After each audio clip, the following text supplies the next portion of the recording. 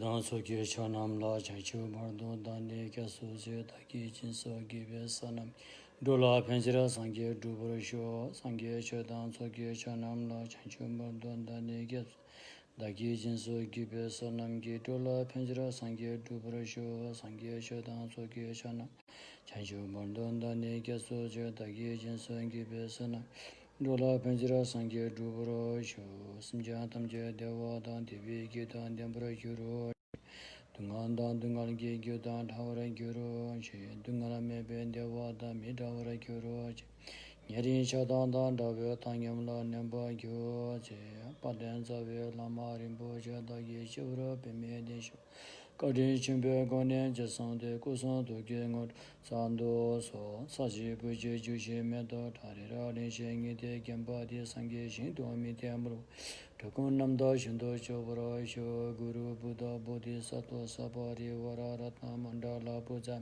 samundra sparan samaye ho simjanam ge sambada lo ye cheta cheta va chejon do mande chegi korlo korodu so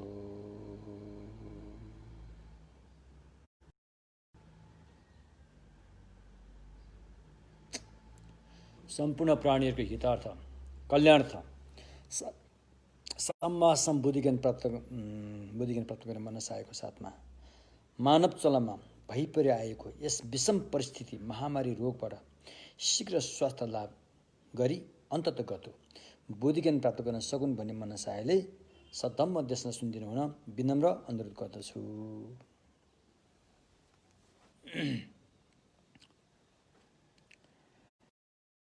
सागाधावाको 10औं दिन हो। 10औं दिनको दशमी तिथि हो। सागाधावाको महिना धेरै पवित्र दिन मानिन्छ। यसमा भगवान बुद्धको धेरै जीवनीको कुराहरू चाहिँ सम्बन्ध राख्दछ। त्यसमध्ये अनि आज चाहिँ विशेष गरेर ओडियाना आचार्य, ओडियाना भन्ने देश छ अरे।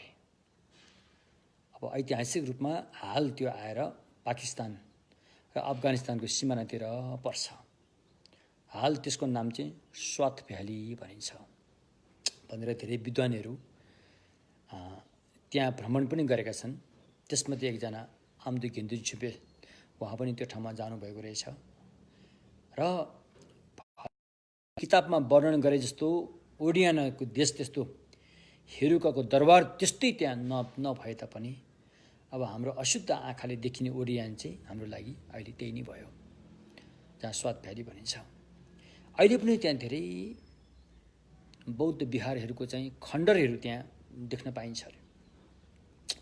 धेरै वर्ष पहिला मलाई पाकिस्तानको राजदूतको निमन्त्रणा पनि आएको थियो त्यहाँ भ्रमण गर्नु भनेर, तर मेरो केही कारणवश म त्यहाँ जान असमर्थ भएर मेरो साथीले त्यहाँ पठाइदिएको थिएँ। उहाँ त्यहाँ भ्रमण गरेर त्यहाँको एउटा बुक पनि लेख्नु भएको रहेछ। त्यो ओडियाना रे उड्याना, खास उड्याना हो के अरे। पछि यो शब्दहरू अलिकति जिब्रोको उच्चारण सही ढङ्गसँग नहुन सकेर उर्ज्ञान हुनु पुग्यो रहेछ। वास्तवमा उड्यान हो रहेछ। उड्यान भनेको चाहिँ उडेर गएको रे, उडेर गएको रे। त्यो एरियाको जति पनि व्यक्तिहरू छन् सबै साधना अभ्यास गरेर सिद्धि प्राप्ति गरेर सबै खेचारा रे, खेचारी भन्ने ठाउँमा उडेर गएको रे। त्यसरी ओडियाना भनिन्छ। र वज्रयानको उद्गम स्थल पनि त्यसैलाई मानिन्छ। त्यो देशको राजाको नाम चाहिँ इन्द्रभूति भनिन्छ। कतिले इन्द्रबोधि भन्छन्, वास्तवमा इन्द्रभूति हो रे। इन्द्रबोधि चाहिँ अशुद्ध हो रे, इन्द्रभूति। तर यो नाम लिएका राजा दुई तीनवटा उल्लेख गरेको छ। भगवान बुद्धकै पालामा पनि त्यहाँ इन्द्रभूति भन्ने राजाले राज्य गर्दथे र भगवान शाक्यमुनि स्वयंबाट अनि यो वज्रयानको चाहिँ दीक्षा लिएको भन्ने कुराहरू वज्रयानको जुन तन्त्रहरूमा उल्लेख गरेको पाइन्छ। त्यसपछि आएर धेरै सिद्ध गुरुहरू चाहिँ त्यहाँ गएर तन्त्रहरू प्राप्त गरेको, जस्तो महासिद्ध विरूपाले चाहिँ हेवज्र तन्त्र पनि लगभग ओडियानाबाटै प्राप्त गरेको भन्ने कुराहरू छ। यीदेखि लिएर अन्य 84 सिद्धहरू धेरै जसोले चाहिँ ओडियानाबाटै तन्त्र, बौद्ध तन्त्रहरू चाहिँ प्राप्त गरेको भन्ने कुराहरू छन्। कतिपय तन्त्रहरू अन्य ठाउँमा पनि छन्, जस्तो कालचक्र तन्त्र चाहिँ अब दक्षिण भारतको चाहिँ आन्ध्र प्रदेशको अमरावती मा त्यहाँ त्यसको उद्गम स्थल त्यहाँ हो भन्ने कुराहरू पनि छ। र विशेष गरेर ओडियाना चाहिँ बौद्ध धर्म अन्तर्गत पर्ने वज्रयानको उद्गम स्थान चाहिँ ओडियाना भयो। त्यसमध्ये अब पछि आएर 7औं 8औं शताब्दीतिरको अवस्थामा आएपछि अनि ओडियाना महान आचार्य गुरु पद्मसम्भवको पनि जन्म र उहाँले धेरै वर्षसम्म त्यही एरियामा बिताउनु भएको भन्ने कुराहरू उल्लेख हुन आएको छ ऐतिहासिक हिसाबले कुरा गर्दाखेरि। पछि उहाँले त्यो राज्य छोडेर अनि प्राणीहरूको हितार्थ कल्याणार्थ अनि भारततिर आउनुभएछ, इन्डियातिर आउनुभएछ, जहाँ अहिले त्यो ठाउँको नाम मन्डी भनिन्छ। मन्डीको नजिकै त्यहाँ रिवाल्सर भनिन्छ एउटा पोखरी छ। यसो लामो घटना छ, अहिले हामी त्यसतर्फ नजाउँ, त्यो त्यहाँ आउनुभएको रहेछ। विद्वानहरूको भनाइमा गुरु पद्मसम्भव भन्ने व्यक्ति चाहिँ उहाँको महिमाहरू के कस्ता छन् भनेर यति सजिलैसँग बताउन गाह्रै हुन्छ। कतिपय व्यक्तिले भन्छन् गुरु पद्मसम्भव आमाको कोखबाट जन्मेको भन्ने कुराहरू पनि उल्लेख गरेको पाइन्छ। तर अधिकांश विद्वानहरूको भनाइ चाहिँ गुरु पद्मसम्भव आमाको कोखबाट होइन कि कमलको फुलबाट जन्मेको भन्ने कुराहरू उल्लेख भएको पाइन्छ हामीले। त्यस उहाँ चाहिँ वज्रयानको चाहिँ धुरन्धर विद्वान मात्रै नभएर सिद्ध गुरु सिद्धाचार्य हुनुहुन्थ्यो। र उहाँ चाहिँ त्यहाँबाट क्रमैसँग अनि हुँदै त्यसपछि उहाँको एउटा ठुलो कर्मभूमि एउटा चाहिँ नेपाल बन्यो। नेपालमा उहाँले धेरै वर्ष धेरै समय बिताउनु भएको कुरा स्पष्टै छ। र अधिक नेपालका हिमाली भेगहरूमा उहाँले चाहिँ चरण स्पर्श गरेर अधिष्ठान झिलप गर्नुभएको भन्ने कुरा छ। त्यसमध्ये अत्याधिक चर्चामा रहेको चाहिँ फर्पिङ भयो, हालेसी भन्ने ठाउँ भयो हैन, देखि लिएर अहिले अरू ठाउँहरू पनि छन्। त्यो गुरु पद्मसम्भवको चाहिँ एकदमै चर्चा भएको ठाउँ हो। त्यसमध्ये फर्पिङ चाहिँ झनै चर्चा भएको ठाउँ हो, किनकि फर्पिङ चाहिँ हाम्रो नेपालसँग को सम्बन्ध छ। एकजना नेपाली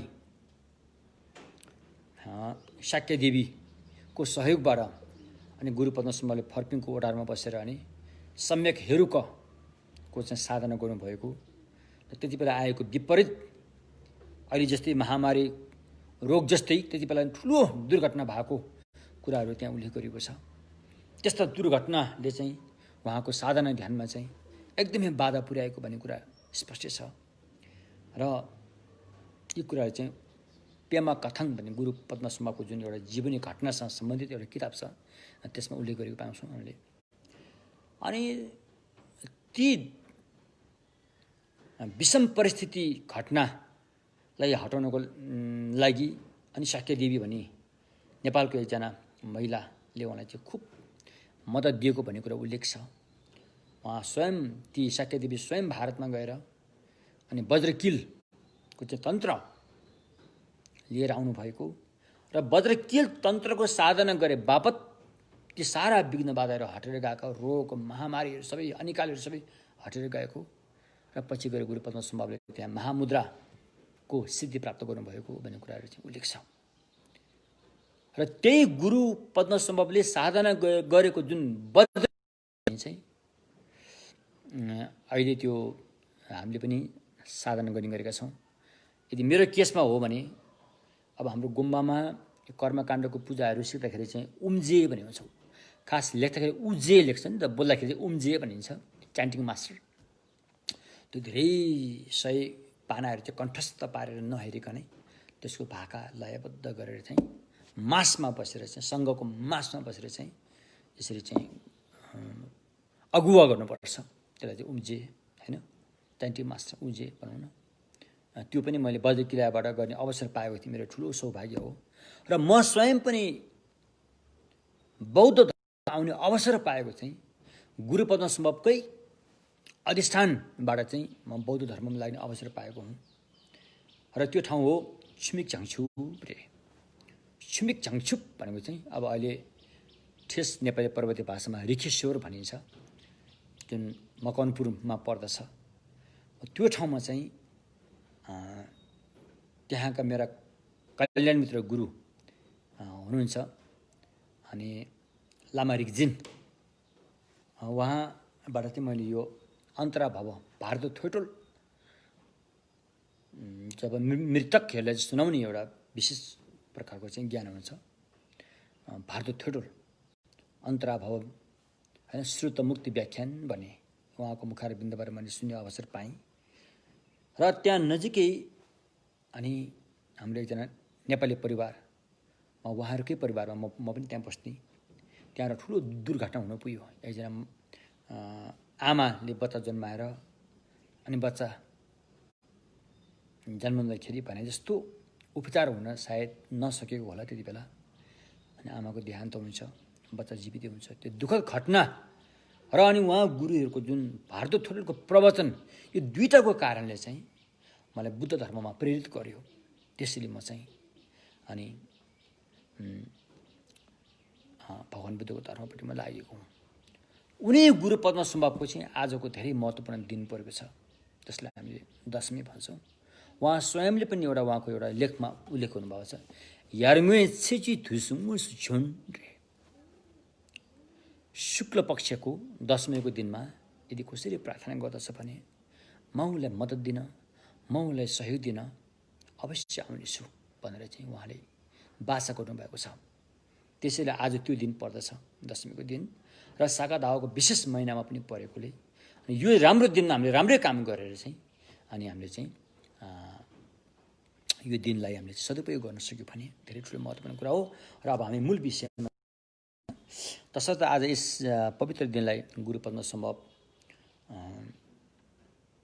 अहिले कतिपय ठाउँहरू, गुरु पद्मसम्भवको ठाउँहरू अझै पनि खोज्न बाँकी छ। काठमाडौँ भ्यालीमा पनि थुप्रै छन्, उहाँ बसेर यहाँ साधना गर्नुभएको ठाउँ थुप्रै छन्। र हाम्रा केही नेपाली सिद्ध गुरुहरूलाई पनि उहाँले गुरु थाप्नु भएको रहेछ। हुङ्कार वज्र, ओमकार वज्र भन्ने जस्ता यिनीहरू यहीँ नेपालकै गुरुहरू हुनुहुँदो रहेछ। त्यसकारण गुरु पद्मसम्भव चाहिँ हाम्रो नेपालको नजिकैसँग सम्बन्ध छ। र हामीले विशेष गरेर गुरु पद्मसम्भवको परम्परालाई जीवित राख्नलाई यो बद्र किला चाहिँ धेरै ठुलो महत्त्वपूर्ण कुरो रहेछ। र मैले चाहिँ बद्र किला चाहिँ कामा वचन परम्परा स्वयं गुरु पद्मसम्भव अनि उहाँले सिधै दिनुभएको शिष्य चाहिँ नागेन्द्र रक्षित रे, नागेन्द्र रक्षित उहाँबाट बद्र किलाको सारा शिष्य लिनुभएको रहेछ। त्यो शिक्षा चाहिँ हुँदै हुँदै हुँदै आएर अहिले मलाई जुन गुरु पद्मसम्भवको शिक्षा दिने गुरु चाहिँ गुरुको फोटो यहीँ मेरो पछाडि छ, साक्य ठुजिन 41औं गतिधारी हुनुहुन्छ। उहाँबाट नै मैले बद्र किलाको साधना लिएको हो। यसमा दुई किसिमका साधनाहरू हुन्छन्, तैले झैँचुक डुपा मेले ढाके डलवारे, उत्तराखण्ड र पश्चिम खण्ड भनौँ न, एक किसिमले माथिल्लो खण्ड र तल्लो खण्ड गरेर दुईवटा खण्डमा बाँडेको छ। माथिल्लो खण्डले चाहिँ कसरी बुद्धि ज्ञान प्राप्त गर्ने भन्ने कुराहरूको बारेमा बताउँछ भनेदेखि तल्लो खण्डले चाहिँ विघ्न बाधाहरू कसरी हटाउने भन्ने कुराहरू बताएको छ। र ती साधनाहरू चाहिँ हामीले अभिषेक वाङ लुङ ठी भनिन्छ, अभिषेक आगम व्याख्यानहरू चाहिँ परम पूजनीय उहाँबाट मैले प्राप्त गरेको हो। उहाँका पुर्ख्यौली चाहिँ गुरु पद्मसम्भवको सिधै शिष्यहरू हुनुहुन्थ्यो, नागेन्द्र रक्षित। त्यसकारण यो शुद्ध सिद्ध परम्परा चाहिँ धेरै महत्त्वपूर्ण कुरा रहेछ। र हामीले कुनै पनि एक किसिमले सद्धर्म सच्चाइलाई चाहिँ एउटा सङ्कुचित भावनामा, आफ्नो एउटा साम्प्रदायिक भावनामा खुम्च्याएर राख्नु हुँदैन। यो त गुरु पद्मसम्भव माने यो त निङमै हुनुपर्छ, यो त गुरु पद्मसम्भव माने यो त साक्य हुनुपर्छ, यो त गुरु पद्मसम्भवलाई मान्छे यो त काग्य हुनु, यस्तो गरेर खुम्च्याएर राख्नु हुँदैन। गुरु पद्मसम्भव भन्ने व्यक्ति उहाँहरू साक्य निमा घेलु काग्यु भन्न मिल्दैन। उहाँलाई उहाँ त विश्वव्यापी हो। साक्य निमा घेलु काग्यु भनेर तिब्बतमा पुगेपछि यी नामहरू भएका हुन्। पहिला यस्तो नाम छैन। महासिद्ध विरूपा, नारोपा, गुरु पद्मसम्भव अतिश, यी गुरुहरूलाई चाहिँ साक्य निमा घेलु भनेर चाहिँ र खुम्च्याएर पक्रिराख्यो भने त्यो राम्रो तरिका होइन। उहाँहरू विश्वव्यापी हो। यो सम्प्रदाय भन्यो त कुनै बेला त्यसको आवश्यक थियो र तिब्बतमा त्यस्तो एक किसिमले देखा पर्यो, त्यति मात्रै हो। त्यसैले यो परम्परा चाहिँ हामीले धेरै महत्त्वपूर्ण परम्परा रहेछ गुरु पद्मसम्भवको। त्यसमध्ये पनि यो कलियुगको लागि चाहिँ धेरै महत्त्वपूर्ण चाहिँ साधनहरू छ जुन परम्परा गुरु पद्मसम्भवसँग चाहिँ बाट आएको हुन्छ। र आज हामी गुरु पद्मसम्भवलाई याद गरेर उहाँले बुद्ध शासनलाई दिएको योगदानको याद गरेर उहाँले कसरी मेहनत गरेर त्यहाँ बुद्ध शासनलाई आज हाम्रा हिमाली भेगका व्यक्तिहरूले चाहिँ हैन जाने पनि नजाने पनि ओम मणि पद्मे हुँ भन्नेसम्ममा पुर्याउन सफल हुनुभएको उहाँहरूकै हात छ, उहाँहरूकै देन छ। जाने पनि नजाने पनि स्वयम्भू घुम्ने, बौद्ध घुम्ने, तीर्थस्थान जाने, यो सबै चाहिँ गुरु पद्मसम्भव उहाँहरूको र शान्तिरक्षक उहाँहरूकै देन हो। अहिले यहाँसम्म आएको चाहिँ देन चाहिँ उहाँहरूको छ। इतिहासले यस्तो यस्तो भन्छ हैन।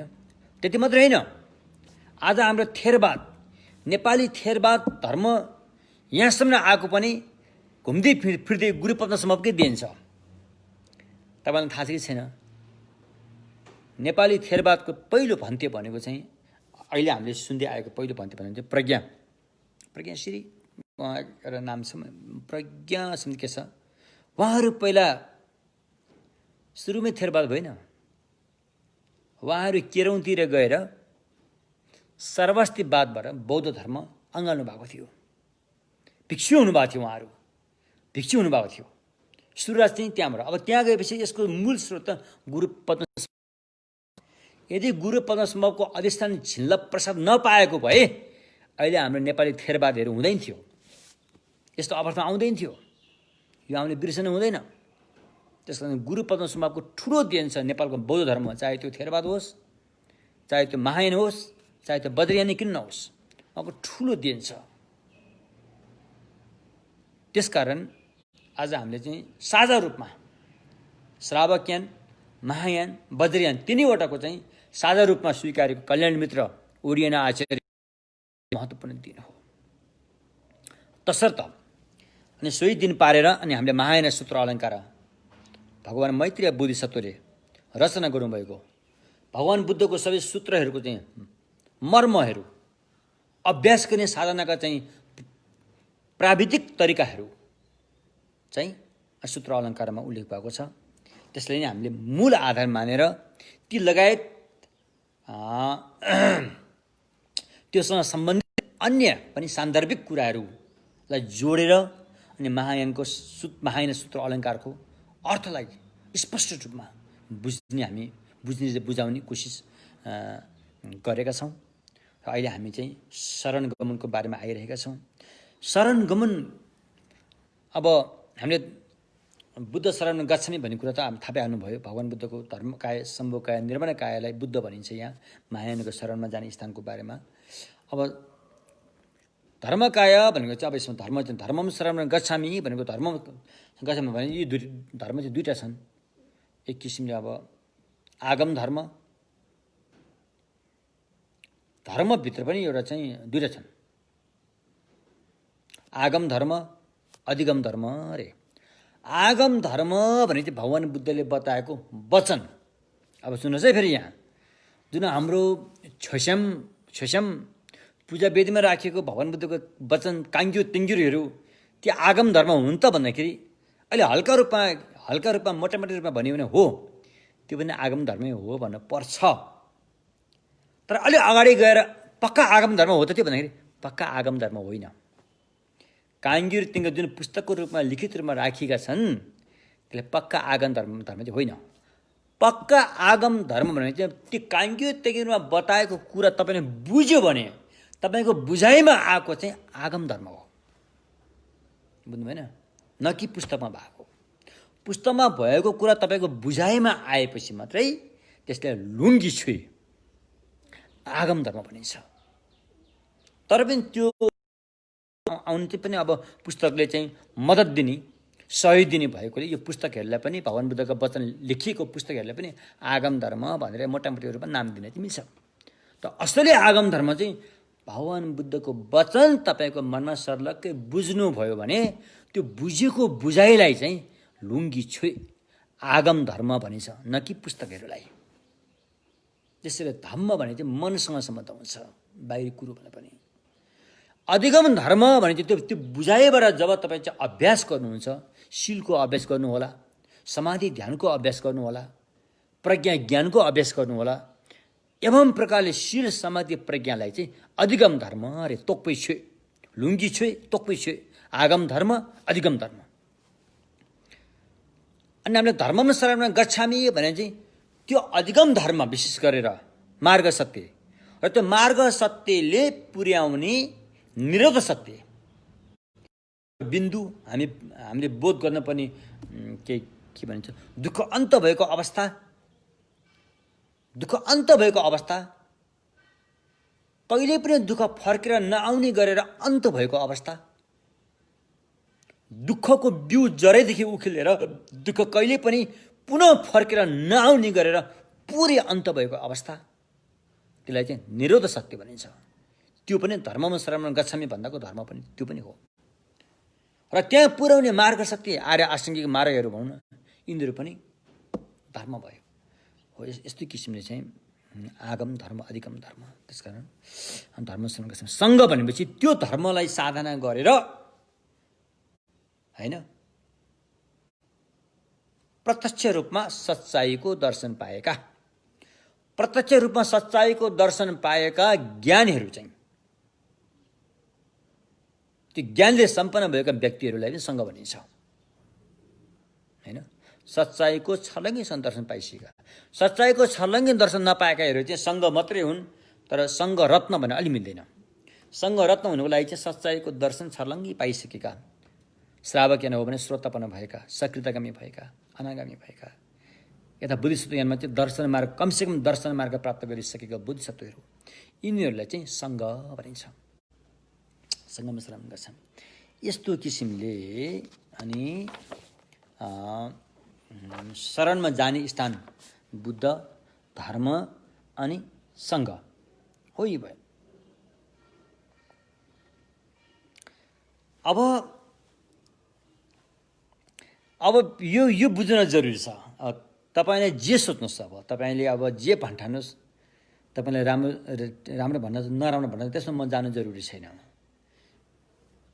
सच्चाइ चाहिँ भनिदिन जरुरी छ। तपाईँलाई उचित लाग्छ भने लिनुहोस्, उचित लाग्दैन भने नलिनुहोस्, त्यो तपाईँकै हातमा हो। भनिदिने कर्तव्य अब भनिदिनेवालाले भनिदिनु पर्यो। यसको लागि चाहिँ शरण गमन चाहिँ दुईटा हुन्छ अरे, सांसारिक शरण गमन, निर्वाणमा पुग्ने शरण गमन। भव संसारमै फसेर बस्ने शरण गमन पनि हुन्छ र भव संसारबाट निस्किएर बिल्कुलै चाहिँ निर्वाणमा मुक्ति मोक्ष निर्वाण प्राप्त गर्ने शरण गमन पनि हुन्छ, दुईटा। अब भव संसारको शरण गमन भनेको चाहिँ अब यस्तो हो। विशेष गरेर हाम्रो नेपालमा हामी बुद्धिस्टहरू, भगवान बुद्धको अनुयायीहरू, उहाँहरूले मर्दाखेरि पनि बौद्ध धर्मबारे संस्कारहरू गर्ने चलन छ। पर्दा हैन, पर्दा भन्दाखेरि अब के भने, अब जन्मदा, न्वारन गर्दा, विवाह गर्दा अनि घर बनाउँदा आदि यस्ता कुराहरूमा चाहिँ बुद्धकै धर्म अनुसार नै गर्ने चलन छ। अब सांसारिक शरण गमन भनेको चाहिँ सांसारिक शरण गमनमा जाने व्यक्तिहरूले चाहिँ कसको शरणमा जान्छ? रुखको शरणमा जान्छ। ढुङ्गालाई चाहिँ अबिर लगाएर ढुङ्गाको शरणमा जाला। नदीलाई फेरि त्यहाँ नुहाएपछि पाप खालिन्छ भनेर नदीको शरणमा जाने पनि होलान्। अझै हाम्रो पहाडतिर बस्ने बुद्धिस्टहरू फेरि झ्यो भन्ने, नेता सिधा युल्दाक भनिन्छ नि, नेता सिधा युल्दाक, यो कुरा राम्रोसँग बोल्नुपर्छ। फेरि झ्यो चन नेता सिधा युल्दाक भन्ने यस्ता नामहरू हुन्छन् जुन चाहिँ लौकिक स्पिरिट देवी देवताहरू हुन्। त्यसको चाहिँ पूजा पनि गरेको यता कता देखिन्छ। कतिले त नबुझेर त्यहाँ कुरा सुरा काटेर भोगसम्म दिएको पनि देखिन्छ, बुद्धिस्ट भएर पनि। तर त्यो गलत। बुद्धिस्ट भगवान बुद्धको शरणागति शरण गच्छामि साङ्ख्यलाई क्या सोच्यो भनिसकेपछि के भयो त? तपाईँ त भगवान् बुद्धको कुलमा जन्म भयो नि। भगवान् बुद्धको कुलमा जन्मिसकेपछि यी नेदा सिद्ध युल्दक भन्ने छन्, यिनीहरू ग्याल्पो भन्ने यिनीहरूलाई पन्छाउनको लागि, यिनीहरूले जीवनमा हानि नपुर्याओस् भन्नको लागि अनि हामीले तोरमा दिने चलन छ। तोरमा, न कि निमुखा प्राणीको बलि। निमुखा प्राणीको बलि दिने चलन त्यो भगवान् बुद्धको शासनमा हुँदैन। त्यस्ता देवी देवता कोही छन् भने तिनीहरूले यदि उनीहरूलाई पूजा नगरेर यदि हामीलाई हानि पुर्याउनेवाला छन् भने त्यो हानि पुर्याएकोबाट बच्नको लागि तोरमा दिनुपर्छ। तोरमा दिने एउटा पूजा विधि हुन्छ, त्योबाट तोरमा दिने। यदि तपाईँले तोरमा दिन गाह्रो भयो भने सुर दिए पनि भयो। जसरी हामीले मरेको मान्छे सुर दिन्छौँ नि, त्यस्तै तिनीहरूलाई पनि यो सत्तुको पिठोहरूबाट बनाएर सुर दिए पनि भयो। धुवाँको पूजा त्यो पनि भयो भने अब साङहरू गरेर त धुपीहरूको धुवाँ दिए पनि भयो। बुझ्नुभयो नि के? त्यसकारण हामी पहाडी इलाकामा बस्ने हाम्रो बुद्धिस्ट दाजुभाइ दिदीबहिनीहरू होइन, उहाँहरू सबैले बुझ्नुपर्ने कुरा यो हो। हाम्रो रीतिरिवाज, हाम्रो चलन, हाम्रो संस्कृति भन्ने हुन्छ नि, संस्कृतिमा विकृति आउने सम्भावना बढी हुन्छ। अहिले हामी 21औं शताब्दीमा पुगेका व्यक्तिहरू हौँ। 21औं शताब्दीमा रहेका व्यक्तिहरूले चाहे त्यो धर्म होस्, चाहे त्यो कर्म होस्, त्यो बुझेर गर्नुपर्छ। नबुझिकन आनन्द गऱ्यो भने त्यो पहिलाको ढुङ्गे युग हुन्छ। अब हामी ढुङ्गे युगमा फर्केर जान हामी सक्दैनौँ, सम्भव पनि छैन। धेरै अगाडि बढिसक्यो संसार। त्यसकारण हाम्रो संस्कृतिमा भइपरि आएको विकृतिहरूलाई हामीले पन्छाउँदै जानुपर्छ। यसलाई चाहिँ सफा पारेर लानुपर्छ। हाम्रो वेशभूषा कति राम्रो छ, हाम्रो गुरुङहरूको वेशभूषा कस्तो राम्रो छ, हाम्रो शेर्पाहरूको वेशभूषा कस्तो राम्रो छ। हेर्नुहोस् त, अहिले हाम्रो नेपालको त्यो प्लेनभित्र एयर होस्टेसहरू शेर्पाको त्यो लुगा लगाएर कस्तो राम्रो देखिन्छ, छुबा लागेका है, कस्तो राम्रो देखिन्छ। गुरुङको वेशभूषा होस् कस्तो राम्रो देखिन्छ। यी संस्कृतिहरू चाहिँ पवित्र संस्कृति हुन्, यिनीहरूलाई बचाउनुपर्छ। न कि निमुखा प्राणीहरूलाई गरेर बलिदिने, जिउँदो प्राणीलाई देउता काम्य गरेर टोकिदिने, यस्ता चाहिँ विकृति हुन्। यसलाई हामीले परिमार्जन गरेर यसलाई हटाउँदै लानुपर्छ, एकदमै जरुरी छ। हाम्रो पवित्र संस्कृतिलाई हामीले चाहिँ जोगाउनुपर्छ, यो हाम्रो दायित्व हो। मधेसमा बस्ने व्यक्तिहरूले दाल रोटी खान्छन्, त्यो हाम्रो पवित्र संस्कृति हो नेपालको। पहाडमा काठमाडौँतिर बस्नेहरूले चाहिँ दाल भात खान्छन्, त्यो पनि हाम्रो पवित्र संस्कृति हो। हिमालय भेगमा बस्नेहरूले चाहिँ चम्पा खानुहुन्छ, त्यो पनि हाम्रो पवित्र संस्कृति हो। बुझ्नु भएन के? त्यसो भएकोले हाम्रा यी पवित्र संस्कृतिहरूलाई चाहिँ जोगाएर राख्नुपर्छ। ल हेर्नुहोस् त, यदि दाल भात खान समस्या भयो भने, यदि हामीसँग चम्पा छ भने, सत्तु छ भने, सत्तु पनि हाम्रो जीवन धान्न सकिन्छ। सायद दाल भातभन्दा खर्च अलिक थोरै होला त्यसमा। अझै त्यो सुखा रोटी पक्का आँटाको है, फेरि मैले भने पक्का आँटाको सुखा रोटी र थोरै दालसँग खायो भने स्वस्थ जीवन हुन्छ। बरु त्यो अलिक सस्तै हुनसक्छ खर्चको हिसाबले। त्यसकारण यो हाम्रो संस्कृति, पवित्र संस्कृति चाहिँ ठुलो महत्त्वपूर्ण कुरा छ। तर त्यसमा आएको विकृतिहरू जुन विद्वान वर्गहरूले स्वीकारिँदैन, भगवानहरूले स्वीकार्नु हुँदैन, त्यस्ता विकृतिहरू चाहिँ हामीले हटाउनै विकल्प छैन। कुनै पनि बेला त हटाउनै पर्ने भएको आजदेखि हटाउनु लैजाउँ त्यसलाई, त्यो जरुरी छ। खोइ त अहिले गोर्खाको छेकाम्पर भन्ने ठाउँ छ, त्यहाँ छेकाम्पर भन्ने गाउँमा कसैले पनि मासु खाँदैन। त्यहाँ कुनै प्राणीको मासु खाने होइन कि प्राणीको हत्या हुँदैन। त्यहाँ हत्या हुँदैन। त्यहाँ खोइ जीवन त चलेको छ क्या त्यहाँ। त्यहाँका हाम्रो गाला हेर्नु, हाम्रो गाला फुस्रो छ, त्यहाँका मान्छेको गाला रातो स्याउ जस्तो छ। उनीहरू मासु खान्छ, त्यहाँ प्राणी हत्या गर्दैन उनीहरू। एउटा गाउँै छ त्यहाँ। र कल्याण मित्र बौद्ध गुरु अहिलेको होइन, उहाँको पहिलो अवतार ढुकपरीमा चाहिँ उहाँहरूको देन हो। त्यहाँ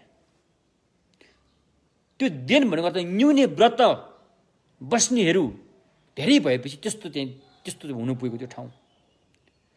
बुद्ध भूमि भनेको त्यसलाई भन्छन्, बुद्धको देश भनेको त्यसलाई भन्छन्, बुद्धका सन्तान भनेको तिनीहरूलाई भन्छन्। नेपालको इज्जत बढाउने, नेपाललाई विश्वमा चिनाउने त्यस्तो चाहिँ गर्नेहरू व्यक्तिहरूले चिनाउनुहुन्छ।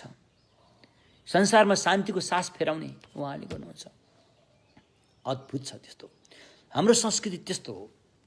हाम्रो पुर्खाले त्यस्तरी सिकाएर आयो हो नि त हामीलाई। त हाम्रो पुर्खाले त हामीलाई त्यस्तो सिकाएर हो नि त होइन। भगवान बुद्ध त हाम्रो पुर्ख्यौली हो नि त। हामी त उहाँका सन्तान हुनु त। उहाँले हामीलाई चाहिँ यस्तो चाहिँ सिकाएर आउनु भएको हो। तसर्थ त्यसैले बुद्ध धर्मसँगको शरणमा गइसकेपछि यस्ता धर्मको नाममा अब आफू बाध्यता भएर जीवन चलाउनलाई अरू उपाय के पनि पाइएन। बाध्यता भएर गर्ने भन्ने कुरा एउटा कुरा हुन्छ। बाध्यता भएर जीविकोपार्जन गर्नलाई अब प्राणी हत्या गरेर मासु नबेची भएन, यस्तो खालको पनि हुन सक्ला कतिपय ठाउँमा। त्यो उसको एउटा कर्म हो, त्यस्तो हामीले औँलो उठाउनु पनि मिल्दैन। कि त उसलाई हामीले अर्को सही बाटो, उसलाई अर्को उपाय बताउन सक्नु पर्यो। होइन भने धर्मको नामबाट चाहिँ निमुख प्राणीहरूको बलि दिएर हाम्रो संस्कृति हो भनेर औँला ठहराउनु चाहिँ लाज मर्नु कुरा हो। त्यो 21औं शताब्दीमा आएर त्यो भन्नु चाहिँ लाज मर्नु कुरा हो।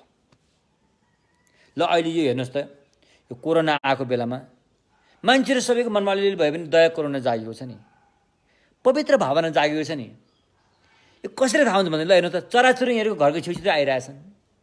चराचुरुङ्गीहरू पहिला हामीदेखि भागेर जान्थे, अब उनीहरू हाम्रो घरको छेउछाउतिर आउँछन्। त्यो कसरी आएको थाहा छ? तपाईँको पवित्र भावना भएर आएको। वातावरण कस्तो राम्रो हुँदै गइरहेछ। त्यसो भएकोले हाम्रो पवित्र भावना चाहिँ अत्यन्तै जरुरी रहेछ। त्यसपछि हामीले बुद्ध धर्मसँगको शरणमा गइसकेपछि त्यसमध्ये पनि गुरुहरू कहाँ गएर चाहिँ टाप्ची गरेर टुपी काटेर चाहिँ भगवान बुद्धलाई समर्पित गरिसकेपछि त्यो व्यक्तिले जानिकन निर्धक्कसँग कुनै पनि प्राणीहरूलाई चोट पुर्याउन मिल्दैन। यदि पशु प्राणीहरूलाई त चोट पुर्याउन मिल्दैन भने मान्छेहरू त झन् परै जाओस्, मान्छेहरूलाई त चोट पुर्याउन मिल्दैन। त्यस्तो त्यसो भएकोले धाम्पे छ्योल क्याप्सँग छेचिन्ने पिसन्दा ढल्रे सद्धम्मको शरणमा गइसकेपछि हिंसात्मक घटना र अरूलाई अपकार गर्ने, अरूलाई हानि पुर्याउने, चोट पुर्याउने कामहरू तत्कालै छोड्नुपर्छ अरे। अनि मात्रै सद्धर्ममा गएको हुनेछ अरे। अब हामी शरणमा जाने बारेमा समयको अवधि तोकौँ। अब हामी बुद्ध शरणम गच्छामि, धम्म सङ्गम शरण गच्छामि भन्छौँ। यो कहिलेसम्म शरणमा जाने त अरे? कहिलेसम्म जाने शरणमा? यो समय तोक्नुपर्छ।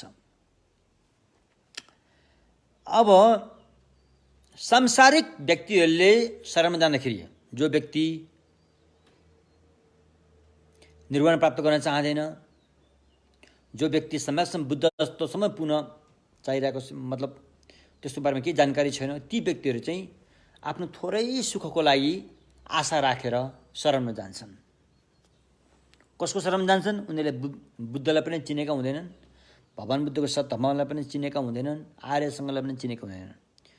उनीहरूले चाहिँ यही संसारिक देवी देवता, अहिले हाम्रो नेता सिद्धा युद्ध के भनिन्छ नि, यी संसारिक देवी लाई नै शरण स्थान मानेर, या त रुख ढुङ्गा, पानी, पहाड, चट्टान, आकाश यस्तोहरूलाई चाहिँ शरण स्थान मानेर हो पछि दुःखमुक्त हुन्छ भन्ने हिसाबले चाहिँ शरणमा जाने गर्छन्। त्यो चाहिँ कहिलेसम्म जान्छ भन्दाखेरि आफ्नो एउटा भाकल हुन्छ, त्यो भाकल पुरा हुन्छ शरणमा जान्छ। भाकल सकेपछि छोडिदियो, फेरि भाकल सकेपछि छोडिदियो। त्यो भाकल पुरा नहुन्जेलसम्म शरणमा जान्छन्, त्यति मात्रै हो। त्योभन्दा अगाडि जान सक्दैन उनीहरू। उसको आफ्नो भाकल आशा, ल मलाई यस्तो भयो हुन्थ्यो है भगवान, ल मेरो जागिर पाए हुन्थ्यो है भगवान, ल म विदेश जान पाए भिजा पाए हुन्थ्यो है भगवान भनेर चाहिँ पूजासुजा गर्लान्। ल परमेश्वर तपाईँको शरणमा आएको छु, मेरो चाहिँ शत्रु चाहिँ खत्तमै पारिदिनु पर्ने है भगवान् भनेर यस्तो त भएपछि ठ्याक्क त्यो शत्रु खत्तम भयो भने ल भयो भगवान् ल पुग्यो मेरो काम पुग्यो भनेर त्यति मात्रै शरण जाने। त्योभन्दा अगाडि उनीहरू जाँदैनन्। आफ्नो स्वार्थ भाव पुरा नहुन्जेलसम्म मात्रै शरण जाने हो। स्वार्थ भाव पुग्यो, आफ्नो स्वार्थ पुरा भएपछि ती व्यक्तिहरू त्यो देउतालाई वास्ता पनि हुँदैन, त्यो मतलब के पनि हुँदैन, त्यो यतिकै छोडिन्छ उहाँहरूले।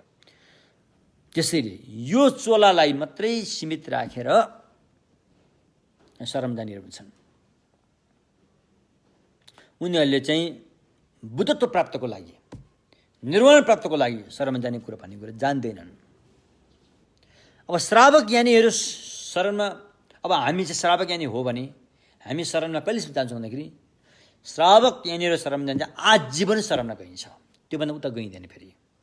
आजीवन भनेको नमरुन्जेलसम्म यो जीवनभर बुद्ध धर्मसँगको चाहिँ शरणमा गइन्छ। त्योभन्दा अगाडि गइँदैन। उनीहरूले सम्यक्सम बुद्धि ज्ञान प्राप्त गर्ने भन्ने कुरा हुँदैन। त्यस्तो गरेर त्यस्तो आशा राखेर शरणमा गइँदैन भने बोधिसत्वहरू चाहिँ, बोधिसत्व यानमा रहेर साधना गर्ने बोधिसत्वहरू चाहिँ सम्यक्सम बुद्ध प्राप्त नहुन्जेलसम्म शरणमा जाने हुन्छ। यो समय तोकेको है। शरणमा जाँदाखेरि को कति अवधिसम्म शरणमा जान्छ त भन्ने कुरा पनि बुझ्नु पर्यो। हामीले बुद्ध शरण गर्छौँ भन्दाखेरि कहिलेसम्म जान्छ शरण, त्यो थाहा पाउनु पऱ्यो नि त। अनि यतिकै शरणमा गर्छौँ भन्दा भएन, कहिलेसम्म जाने समय तोक्नु पर्यो। त्यस कारण श्रावक ज्ञानीहरू निर्वाण प्राप्त नहुन्जेलसम्म शरणमा के भन्छ, निर्वाण प्राप्त होइन, यो जुनीभरि आजीवनसम्म शरणमा गइन्छ, समय तोकिन्छ। बुद्धिसत्वहरू जबसम्म बुद्धत्व प्राप्त हुँदैन तबसम्म शरणमा जानुहुन्छ। त्यसो भएकोले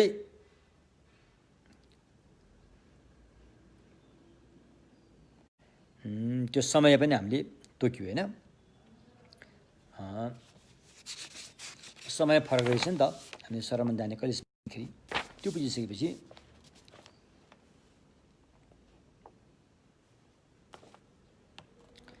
अब महायान बोधिसत्वको शरण गमनमा चाहिँ चारवटा विशेषता हुनुपर्छ अरे, चारवटा कुरो हुनुपर्छ अरे। चारवटा कुरोको चुरोले सम्पन्न भएपछि महायानको शरण गमन हुन्छ अरे। एउटा चाहिँ के अरे भन्दाखेरि चाहिँ चारवटा कुरो के हुन् त भन्दाखेरि पहिला विशाल भावना हुनुपर्छ। साङ्गुरो मनले महायानमा जान सक्दैन।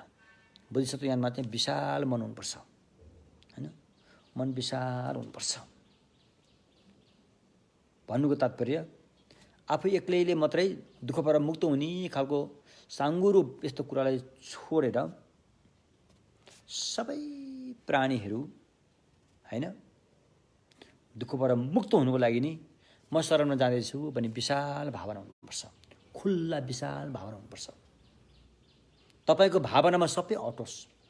तपाईँको शरण गमन जाने जुन चाहिँ सोच, आँट, क्षमता, साहस छ, त्यो साहसिलो स्थानमा चाहिँ कोही पनि प्राणीहरू छुट्न नपाओस्।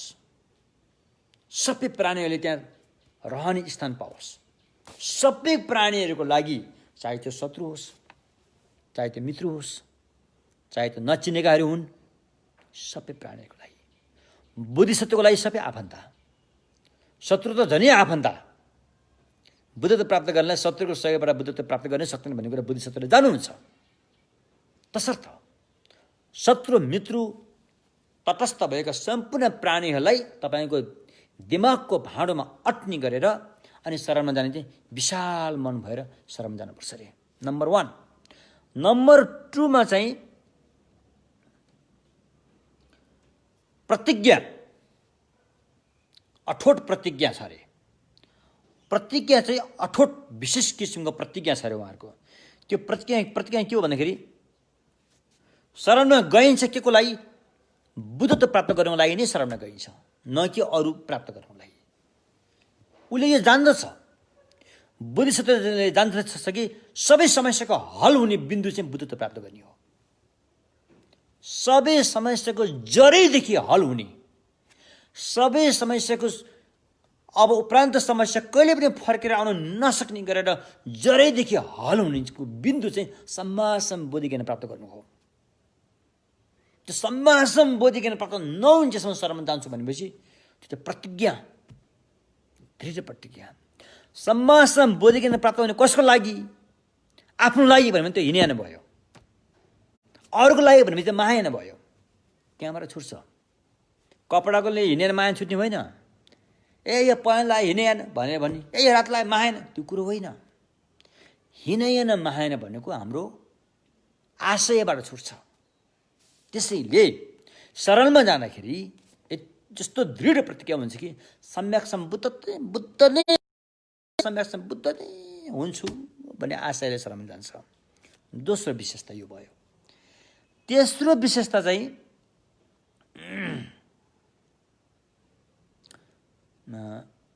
अवबोधको विशेषता। बोध गर्नु पर्यो नि त। बोध गर्नु, बोध भने अब थाहा पाउनु पर्यो, जान्नु पर्यो, बुझ्नु पर्यो, बोध गर्नु पर्यो। र त्यो कस्तो गर्छ भन्दाखेरि अनात्मा बोध गर्छ। त्यो अनात्मा पनि दुई किसिमको हुन्छ। एउटा चाहिँ म भन्ने छैन है भन्ने भावनाको अनात्मा, त्यसलाई भगवानको भाषामा पुद्गल अनात्मा भनिन्छ। अर्को चाहिँ यो पञ्चखण्ड पनि स्वभावैले सिद्ध छैन है भन्ने कुरा बोध गर्नु चाहिँ धर्म अनात्मा। अब बोधिसत्वहरूले यो दुई अनात्मा बुझ्नुपर्छ, दुई अनात्मा बोध गर्नुपर्छ होइन। त्यसो भएकोले यस्तो अनात्मा बोधको चाहिँ विशेषता। चौथो चाहिँ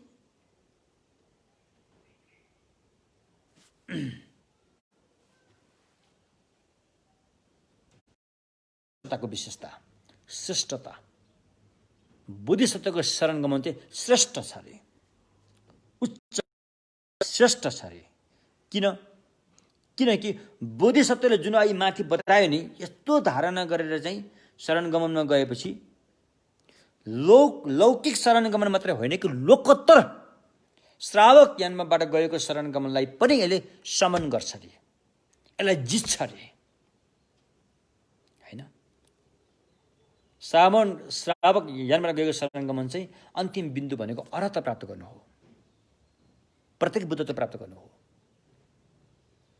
त यो बोधिसत्वको शरण गमन चाहिँ सम्मासम बुद्ध प्राप्त गर्नु हो।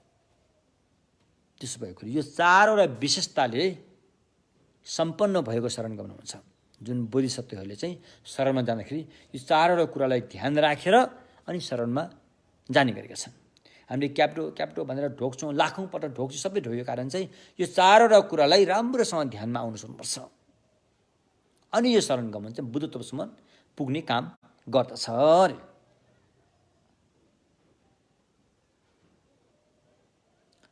अब शरण गमन के को लागि रे? के को लागि शरणमा गइन्छ? लौकिक सांसारिक मान्छेहरू, सामान्य व्यक्तिहरू जो अहिले भने शरणमा जान्छन्, के को लागि जान्छन्? लोकोत्तर भित्र पनि श्रावक यानीहरू के को लागि शरणमा जान्छन्? र बुद्धिसत्वहरू चाहिँ के को लागि शरणमा जान्छन् रे भन्दाखेरि लौकिक सामान्य व्यक्तिहरू शरणमा जाने भनेको यो जुनी को समस्या समाधान गर्न हद्दै भए परलोकमा भोग्नुपर्ने नर्क प्रेत पशुको चाहिँ समस्याबाट मुक्त हुनुको लागि र स्वर्गलोकमा पुग्नुको लागि अथवा ब्रह्मलोकमा पुग्नुको लागि अथवा नाभ नैवसँग यत्नसम्म पुग्नुको लागि नै शरणमा जान्छन्। यो भनेअनुसार हामीले के बुझ्यौँ भन्दाखेरि भगवानको शरणमा जाने भनेको भगवानले देखाएको सही मार्गमा गएन भने शरणमा जाने स्थान भगवान बुद्धहरू भए तापनि मनको आशय चाहिँ संसारिकमै रहिरह्यो भने त्यो शरण गमनलाई समेत लौकिक शरण गमन भनिन्छ, न कि लोकोत्तर। तसर्थ त्यसैले सांसारिक व्यक्तिले शरणमा जाने चाहिँ एउटा सहारा, आफूलाई आपद विपदा त्यो सहाराको हिसाबले ल भगवान मेरो भाकल पुरा गरिदेऊ, ल भगवान मलाई यस्तो पुरा गरिदेऊ, ल भगवान मेरो छोराछोरीलाई यस्तो गरिदेऊ, ल भगवान मेरो जागिर पाएन मलाई चाहिँ जागिर पाउने, ल ल भगवान मलाई चाहिँ लोकसेवामा पास गरिदियो भनेर गरेर चाहिँ आफ्नो केही भाकलहरू प्रस्तुत गरेर शरण गमन जान्छन्। त्यो भाकल पुरा भएपछि चाहिँ शरण गमन नै सकिँदैन होइन, त्यस्तो हुन्छ। श्रावक यानभित्र श्रावक यानमा दुईवटा छन्, श्रावक र प्रत्येक बुद्ध। प्रत्येक बुद्धको छुट्टै त्रिपिटिक भन्ने हुँदैन। प्रत्येक बुद्ध हुनेवाला व्यक्ति पनि श्रावक यानकै त्रिपिटिकको अध्ययन चिन्तन मनन भावना गरेर अन्य प्रत्येक बुद्धत्व प्राप्त गर्ने हो। त्यसमा अलिकति समयको अवधि फरक छ। श्रावक यानले यदि हामीले मैत्री बुद्धको जुन मैत्री बोधिसत्वले भनेको कुरालाई हामीले प्रमाणित मानेर जाने हो भने श्रावकले राम्रैसँग साधना गर्यो भने 3 जुनीभित्र अरहत प्राप्त गर्न सक्छ रे।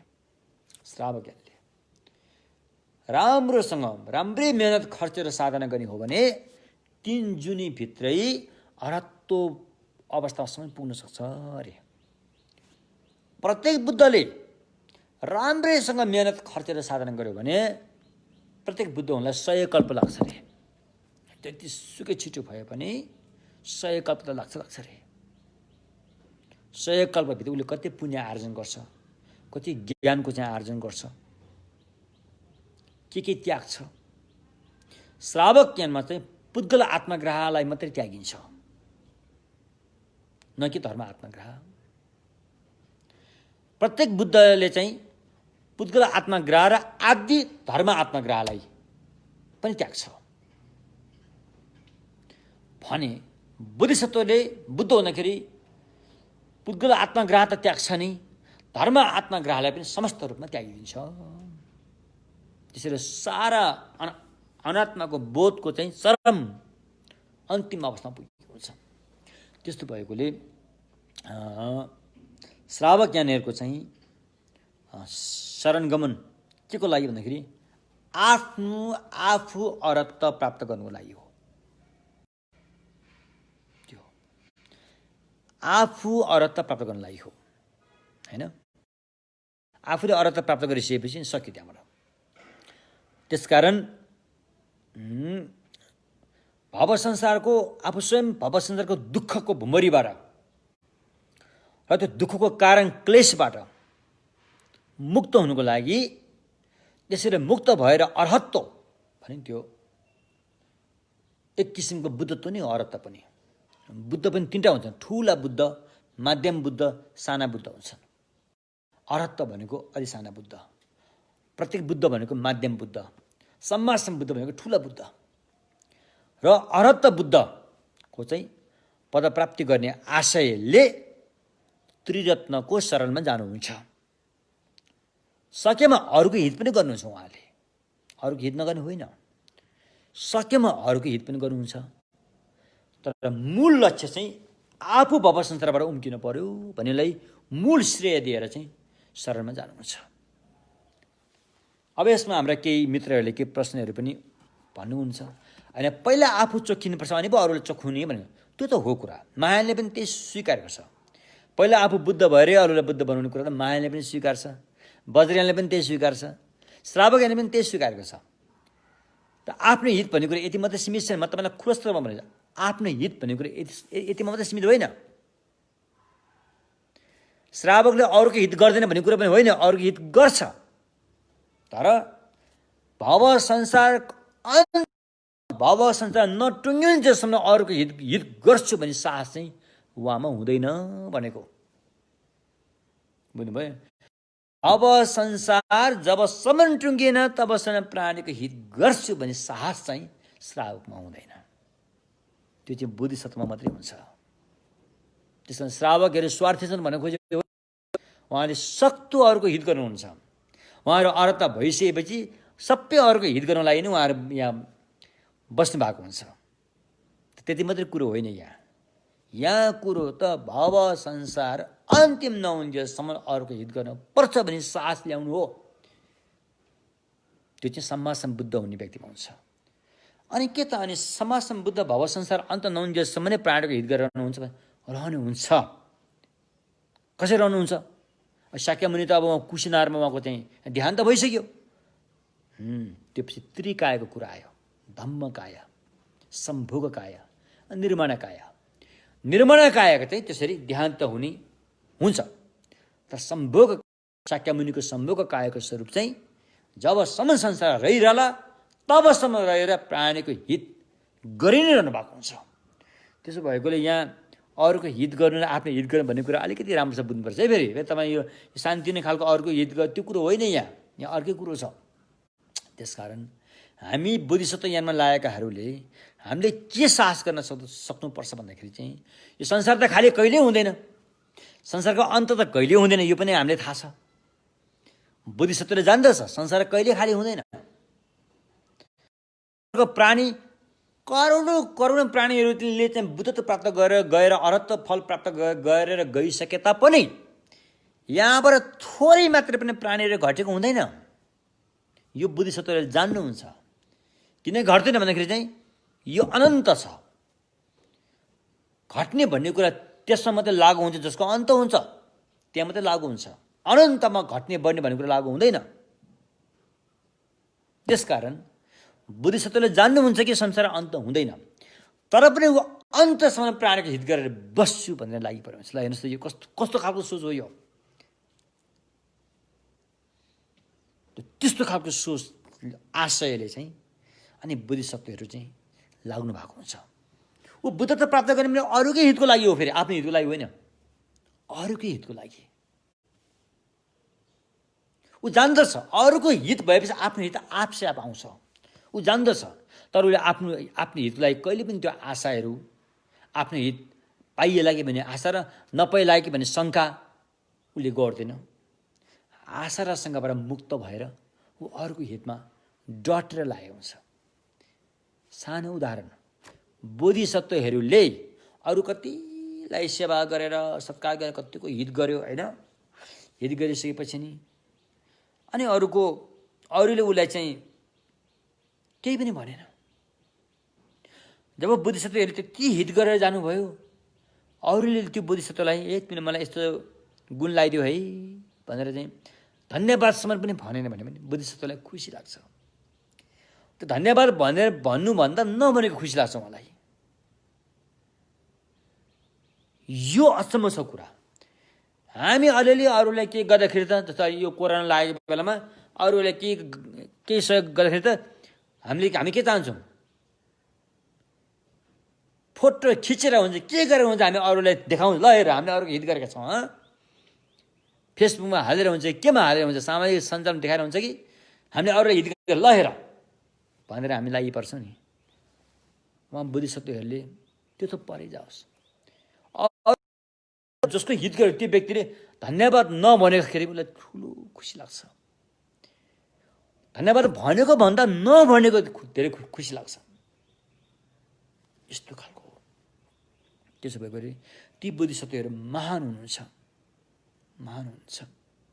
र त्यस्ता बोधिसत्वहरूलाई यदि कसैले अपमान गर्छ, उसमा कसैले आरिस गर्छ, बोधिसत्वप्रति चाहिँ जसले डाहा गर्छ भने त्यो डाहा गर्ने व्यक्तिहरू गरेको डाहाको क्षणमा चाहिँ उसको चाहिँ दुष्ट कर्महरू चाहिँ सङ्कलन हुँदै जान्छ। त्यसकारण हामीले बोधिसत्वहरूलाई कहिले पनि डाहा गर्न हुँदैन। र को व्यक्ति बोधिसत्व हो र को व्यक्ति बोधिसत्व होइन भन्ने कुरा हामीले भन्नु पनि गाह्रो छ। हामीसँग त्यो खालको ज्ञान पनि छैन। त्यसकारण कुनै पनि प्राणीहरूलाई हामीले डाहा गर्न हुँदैन। ऊ बोधिसत्व पनि भएको हुनसक्छ। ऊ के थाहा? भगवान्ले भन्नुभएको छ व्यक्तिले व्यक्तिलाई चाहिँ उसले चाहिँ आफ्नो घेरामा राख्न मिल्दैन अरे। यो हो भनेर घेरामा राख्न मिल्दैन।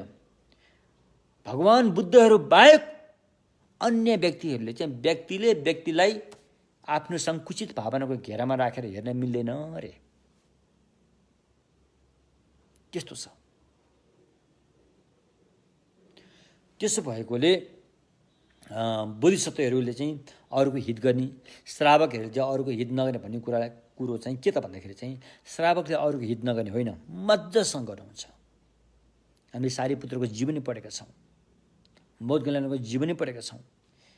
16-18 चाहिँ जीवनी पढेका छौँ। उहाँले अधिकांश समय अरूको हितमा बिताउनु भएको छ। सो ग्रेट, महान हुन्छ। तर जब बुद्धिसत्वको तुलना आएपछि बुद्धिसत्वले चाहिँ अझै त्योबाट अगाडि बढेर जबसम्म संसार खाली हुँदैन तबसम्म अरूको हित गरेर म रहिरहन्छु भनेर चाहिँ प्रतिज्ञा साहस गरेको हुन्छ। त्यो हिसाबमा मात्रै नै उहाँहरूको चाहिँ अरूको हित अलिक कम भएको देखिएको मात्रै हो। नत्र भने यो संसारी देवी देवता यिनीहरूले गरे भने अरबहरू त धेरै कहाँको हो त्यो त अब तुलना गर्नै मिल्दैन। त्यो त अब तुलना गर्नै मिल्दैन। संसारी देवी देवता मान्छेहरूले कमाएको सारा पुण्यको राशि त्रिशास्त्र महाशास्त्र लोक धातुमा जम्मा गरेर थुप्राएको पुण्यको राशि डङ्गुरलाई एकतर्फ राखेर श्रोतापन्न प्राप्त गरेको एउटा श्रावकले एकतर्फ राख्यो भने उसको पुण्य बढी हुन्छ, न कि यो संसारी पुण्य। त्यस्तो हुन्छ। त्यसकारण यहाँ बुद्धिसत्वको महानता भन्नुको नै भगवान बुद्धको महानतालाई चाहिँ यहाँ भन्न खोजिरहेको हुन्छ। अब किन चाहिँ यो चाहिँ पटक पटक श्रावक यानका कुराहरू यहाँ किन उल्लेख भइरहेछ? सिधै अनि बुद्धिस्टको कुरा भन्दै गए हुँदैन भन्ने कुरा पनि आउन सक्छ। कुरो के त भन्दाखेरि बुद्धिसत्व यानमा लागेका व्यक्तिहरू चाहिँ आफ्नो यस्तो ठुलो प्रतिज्ञा लिएर ठुलो जिम्मेवारी लिएर लागेकोले कतै यो जिम्मेवारी बिचमा छुट्ने पो हो कि भन्ने डर हुन्छ। बिचमा छुटे फेरि श्रावक ज्ञानतर्फ अर्हत भए त पुगिहाल्छ भनेर जाने पो हो कि भन्ने डर हुन्छ।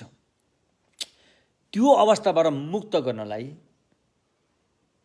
पटक पटक नै श्रावक ज्ञानहरूको पनि उल्लेख भइरहेको कारण यो हो। यसको मतलब यो होइन कि श्रावक ज्ञान अलिक तल्लो हो, बुद्धिसत्व माथि यो खालको भन्ने कुरा होइन।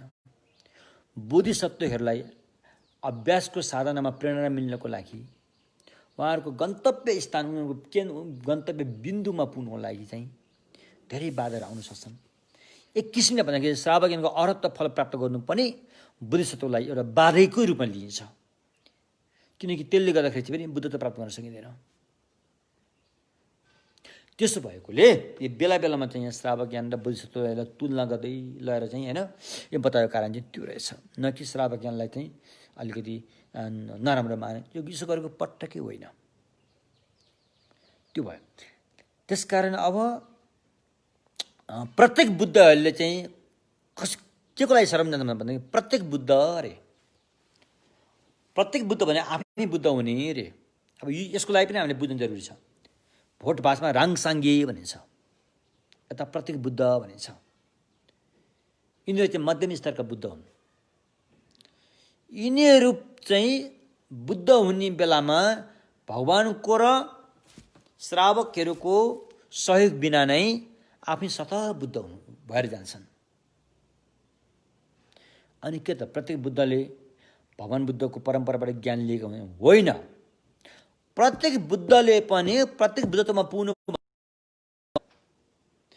प्रत्येक बुद्धको कुलमा रहेकाहरूले भगवानबाटै ज्ञान सिकेका हुन्छन्, भगवानबाटै ज्ञान सुनेका हुन्छन्, अथवा भगवानको शुद्ध शुद्ध परम्पराबाट आएका कल्याण मित्र गुरुहरूबाटै ज्ञान सिकेका हुन्छन्, तालिम लिएका हुन्छन्। तर जब उनीहरू बुद्ध भएपछि उनीहरू एकान्तवासी हुन्छन्। उनीहरूले यो झाउझाउमा त्यति मन पराउँदैनन्। अब भगवान बुद्ध श्रावकहरू आएपछि अलिक झाउझाउ अलिक धेरै मान्छेको जमात धेरै हुन्छ, त्यो उनीहरूलाई त्यति चित्त बुझ्दैन। उनीहरू एकान्तवासीमा रुचाउनुहुन्छ। अनि एकान्तवासीमा एक्लै बुद्धिज्ञान प्राप्त गर्न सक्ने क्षमता उनीहरूले पहिले तम तयार भएर चाहिँ रहेका हुन्छन्।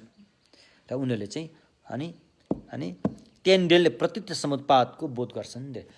प्रत्यक्ष समुत्पाद धर्मको बोध गर्छन् रे। त प्रत्यक्ष समुत्पाद धर्मको बोध त श्रावक ज्ञानले पनि गर्छन्, बुद्धिसत्वले पनि गर्ने हो। तर प्रत्येक बुद्धलाई नै प्रत्यक्ष समुत्पाद भने किनभने उनीहरूले पनि अरू पनि साधना गर्छन्, तर उनीहरूको चाहिँ बिन्दु पुग्ने बिन्दु भनेको प्रत्यक्ष समुत्पाद धर्मको बोध गर्नु। अनुलोम र विलोमबाट अनुलोम अविद्याबाट संस्कार भयो, संस्कारबाट विज्ञान भयो, विज्ञानबाट नामरूप भयो, नामरूपबाट सरायतन भयो, सरायतनबाट स्पर्शबाट वेदना भयो, वेदनाबाट तृष्णा भयो, तृष्णा उपादान भयो, उपादानबाट भाव भयो, भावबाट जाति भयो, जातिबाट जरा मरण भयो भनेर चाहिँ यो अनुलोमबाट ध्यान गर्नुहुन्छ। फेरि विलोमबाट पनि ध्यान गर्नुहुन्छ। अविद्या नहुँदो त संस्कार छैन, संस्कार नभएमा विज्ञान छैन, विज्ञान नभएमा नामरूप छैन, नामरूप नभएमा श्रयायतन छैन, श्रयायतन नभएमा स्पर्श छैन, स्पर्श नभएमा वेदना छैन, वेदना नभएमा उपादान छैन, उपादान नभएमा भव छैन, भव नभएमा जाति छैन, जाति नभएमा जरा मरण छैन रे। यसरी किसिमले अनुलोम विलोमको ध्यानबाट चाहिँ प्रत्येक बुद्धत्व प्राप्त गर्दाखेरि अझै उहाँले त्याग्ने चाहिँ धर्म अनात्मा, धर्म आत्माग्राह पनि दुईटा छन्। यो अज्ञानको नाम हो। धर्म आत्माग्राह पनि दुईटा छन् रे। एउटा चाहिँ ग्रह धर्म आत्माग्राह, ग्राह्य पक्कने ठाउँको धर्म आत्माग्राह, अर्को चाहिँ ग्राही पक्कन्नेवालाको धर्म आत्माग्राह। यो दुई धर्म आत्माग्राह हुन्। पक्कने ठाउँको धर्म आत्माग्राहलाई चाहिँ प्रत्येक बुद्धले त्याग्न सफल हुन्छन्। पुद्गल आत्माग्राह त उनीहरूले त्यागेकै हुन्छ। त्यसमाथि पनि पक्कने ठाउँको धर्म आत्मा, अब यसलाई अलिकति नेपाली भाषामा पनि गाह्रो छ भन्नलाई, पक्कने ठाउँको धर्म आत्माग्राहलाई पनि उनीहरूले त्यागेका हुन्छन्। बोधिसत्वले चाहिँ पक्कन्नेवालाको धर्म आत्माग्राहलाई पनि त्यागेका हुन्छन् अनि बुद्ध भएर जान्छन्। त्यो त्यसकारण प्रत्येक बुद्धले पनि उहाँले चाहिँ प्रत्येक समुपादको धर्मलाई बोध गर्नुको लागि नै उहाँले अनि शरणगमन जानुहुन्छ अरे। अब यसमा म एउटा के भन्छु भन्दाखेरि शैक्षा अशैक्षा भनिन्छ। लोप्द मिलोप्पा, लोपत मिलोप्पा, शैक्षा अशैक्षा प्रत्येक जिनानम हैन, राङ्ग्याल नाम द लोप्द मिलोप्द। लोपा भने चाहिँ सिकिरहेको रे, मिलोप्पा भने चाहिँ नसिक्ने अवस्थामा पुगेको रे, नो मोर लर्निङ। अब सिक्नु परेन, आफ्नो पुग्ने बिन्दुमा पुगियो। श्रावक ज्ञानमा चाहिँ शैक्षा पनि हुन्छन्, अशैक्षा पनि हुन्छन्। शैक्षा श्रावक, अशैक्षा श्रावक। शैक्षा श्रावक श्रोतापन्न, सकृतागामी, अनागामीसम्म चाहिँ शैक्षा श्रावक भनिन्छ। किनभने सिकिरहेको अवस्था हो, तालिम लिइरहेको अवस्था हो, अभ्यास गरिरहेको अवस्था हो। जब श्रावक अर्हत्व हुन्छ अनि तालिम गर्न सक्यो, त्यो अशैक्षाको अवस्था हो। अब सिक्नु परेन, बिन्दुमा पुग्यो। महायानमा पनि शैक्षा अशैक्षा दुईटै हुन्छन्। दर्शन मार्ग हैन, भावना मार्गसम्म चाहिँ शैक्षै हुन्। जब अशैक्षा मार्गमा पुगिन्छ समाजमा बुद्ध, त्यो चाहिँ अशैक्षा भयो। अनि यस्तो प्रत्येक बुद्धमा हुन्छ हुँदैन भने प्रत्येक बुद्धमा चाहिँ शैक्षा भन्ने हुँदैन। शैक्षा प्रत्येक बुद्ध भन्ने हुँदैन। प्रत्येक बुद्ध चाहिँ अशिक्षा नै हुन्छ। त प्रत्येक बुद्धका कुलका व्यक्तिहरू प्रत्येक बुद्ध कुलिक भन्न चाहिँ मिल्छ है फेरि। त प्रत्येक बुद्धको कुलमा रहेकालाई प्रत्येक बुद्ध भनिँदैन। त्यसो अरहत्तलाई शैक्षा अशिक्षा भन्न मिल्दैन। अरहत्त भएपछि अशिक्षा भयो। त प्रत्येक बुद्ध पनि अशिक्षा नै हुनुपर्छ। अनि प्रत्येक बुद्धत्वमा पुग्ने जुन अभ्यास गर्ने साधक साधिकाहरूलाई के भनिन्छ भने प्रत्येक बुद्धत्वमा पुग्ने साधकहरूलाई चाहिँ प्रत्येक बुद्ध कुलका व्यक्तिहरू भनिन्छ, न कि शैक्षा। किनभने तपाईँलाई भद्रचर्य हेर्नुभयो भने भद्रचरी भन्ने एउटा चाहिँ ठुलो प्रणिधान हो। गन्धव्य सूत्रमा उल्लेख गरेको प्रणिधान हो यो। भद्रचर्यमा चाहिँ के भनिन्छ, अनुमोदना गर्दाखेरि राङ्ग्याल नाप्द लोप्द मिलोप्द। राङ्ग्याल भनेर प्रत्येक बुद्धलाई अलग्गै राखेको छ त्यहाँ। लोप भनेपछि श्रावक ज्ञानको चाहिँ शैक्षाहरू, मिलोप भनेपछि श्रावक ज्ञानको अशैक्षा अरहत्तहरू भयो। हो त्यो भयो। तिनीहरूलाई अनुमोदन गरेको।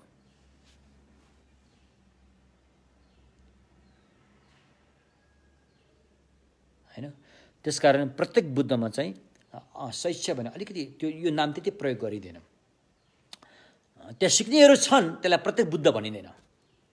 त्यसलाई प्रत्येक बुद्ध भनिँदैन। प्रत्येक बुद्ध चाहिँ अशिष्य नै हुन्छ। हो त्यो भयो। एवं प्रकारले अब भोलि आफूले बुद्धत्व प्राप्त गर्ने अवस्थामा चाहिँ भगवान बुद्ध नभएको ठाउँमा, भगवान बुद्ध नभएको ठाउँ एकान्त ठाउँ खोजेर उनीहरू चाहिँ स्वयम्भू ज्ञान, स्वयम्भू आपसे आप बोधि ज्ञान लाभ गर्छन् रे। आचार्यको सहयोग बिना नै त श्रावक ज्ञानीहरूले चाहिँ आचार्यको सहयोग बिना बुद्धि ज्ञान लाभ गर्न सकिँदैन। आचार्यको सहयोग चाहिँ जारी रहनुपर्छ। तर प्रत्येक बुद्धले चाहिँ आचार्यहरूको सहयोगको त्यो बिना नै उनीहरूले प्रत्येक बुद्धको बुद्धि ज्ञान लाभ गर्छन्। त्यसैले उनीहरू शरणमा जान्छन् रे। अब बोधिसत्वहरू चाहिँ के को लागि शरणमा जानुहुन्छ भने बोधिसत्वहरू चाहिँ सम्मासम बुद्धत्व प्राप्त गर्नको लागि नै शरणमा जानुहुन्छ। लागि, अब यो लागि भने के को लागि?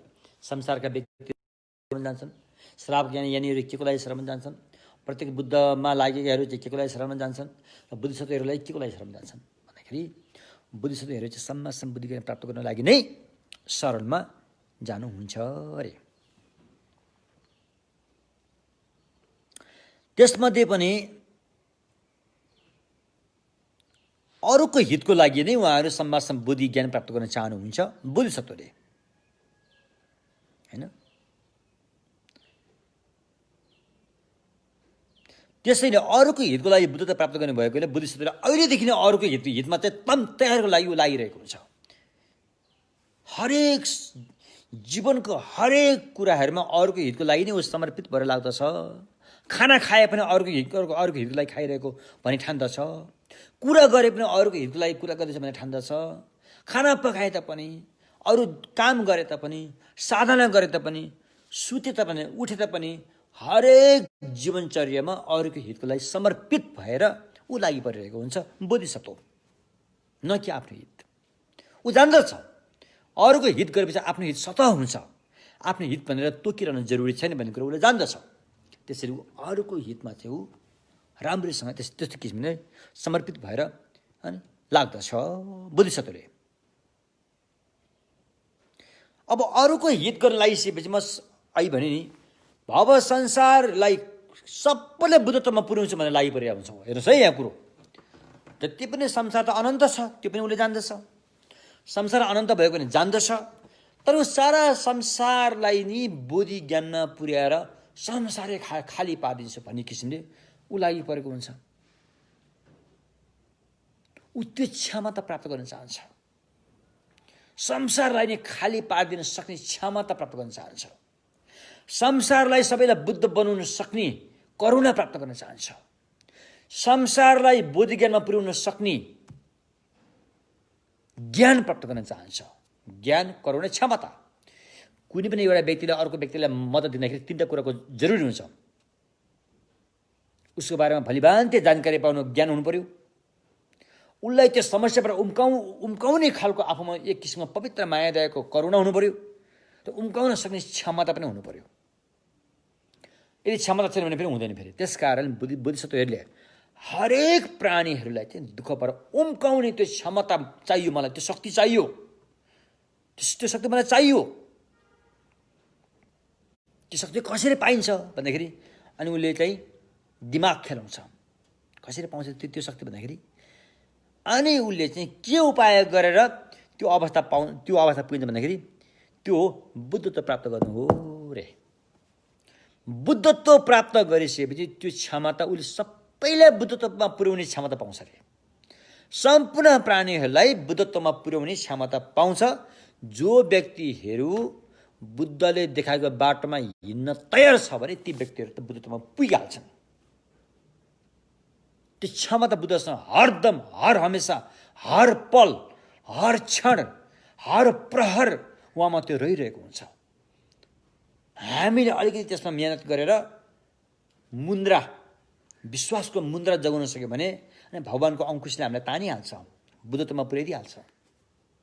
त्यस्तो क्षमता चाहिँ भगवानले प्राप्त गर्नुभएको हुन्छ।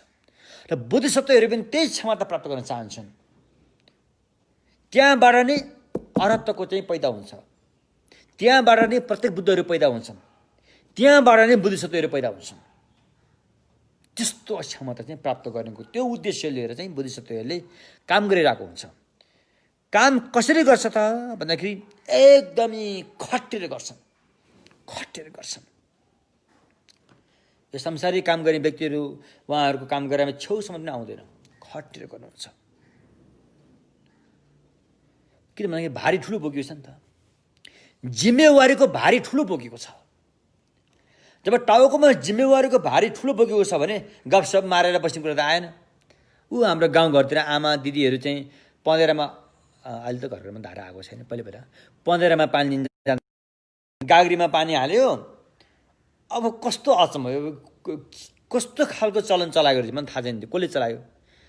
अब एउटा दिदी उताबाट आएछ, एउटा दिदी यताबाट आएछ, पँधेरोको धारा बिचमा छ, गाग्रीमा पानी थाप्यो, गाग्री भरियो, उसको पनि गाग्री भरियो, अनि गाग्री उठाएर यहाँ काखीमा च्यात्छन् अनि गफ मार्न थाल्छन्। हेर्नुहोस् त, त्यो गाग्री तल राखेर गफ मारे पनि हुन्छ नि, तर गाग्री माथि राख्नुपर्छ अनि गफ मार्न थाल्छन्। धेरै बेर गफ मारेर नि आफ्नो बाटो लाग्छन्। बोधिसत्वहरूले चाहिँ सम्पूर्ण प्राणीहरूलाई दुःख पर मुक्त गर्ने अवस्थामा पुग्छु भनेर त्यो जिम्मेवारी टाउकोमा त्यो भारी बोकेका हुन्छन्। त्यो ठुलो भारी टाउकोमा बोकेको व्यक्ति यसरी गफसप मारेर अल्छी आलस्य भएर उभिन मिल्दैन। त्यो त छिटोभन्दा छिटो त्यो भारी बिसाउनेतर्फ लाग्नुपर्छ। जिम्मेवारीको भारी ठुलो छ नि त, जिम्मेवारीको भारी ठुलो भएकोले छिटोभन्दा छिटो कसरी यो भारी बिसाउने भन्ने लागेपछि वज्रयान भन्ने आएको कारण पनि त्यही हो।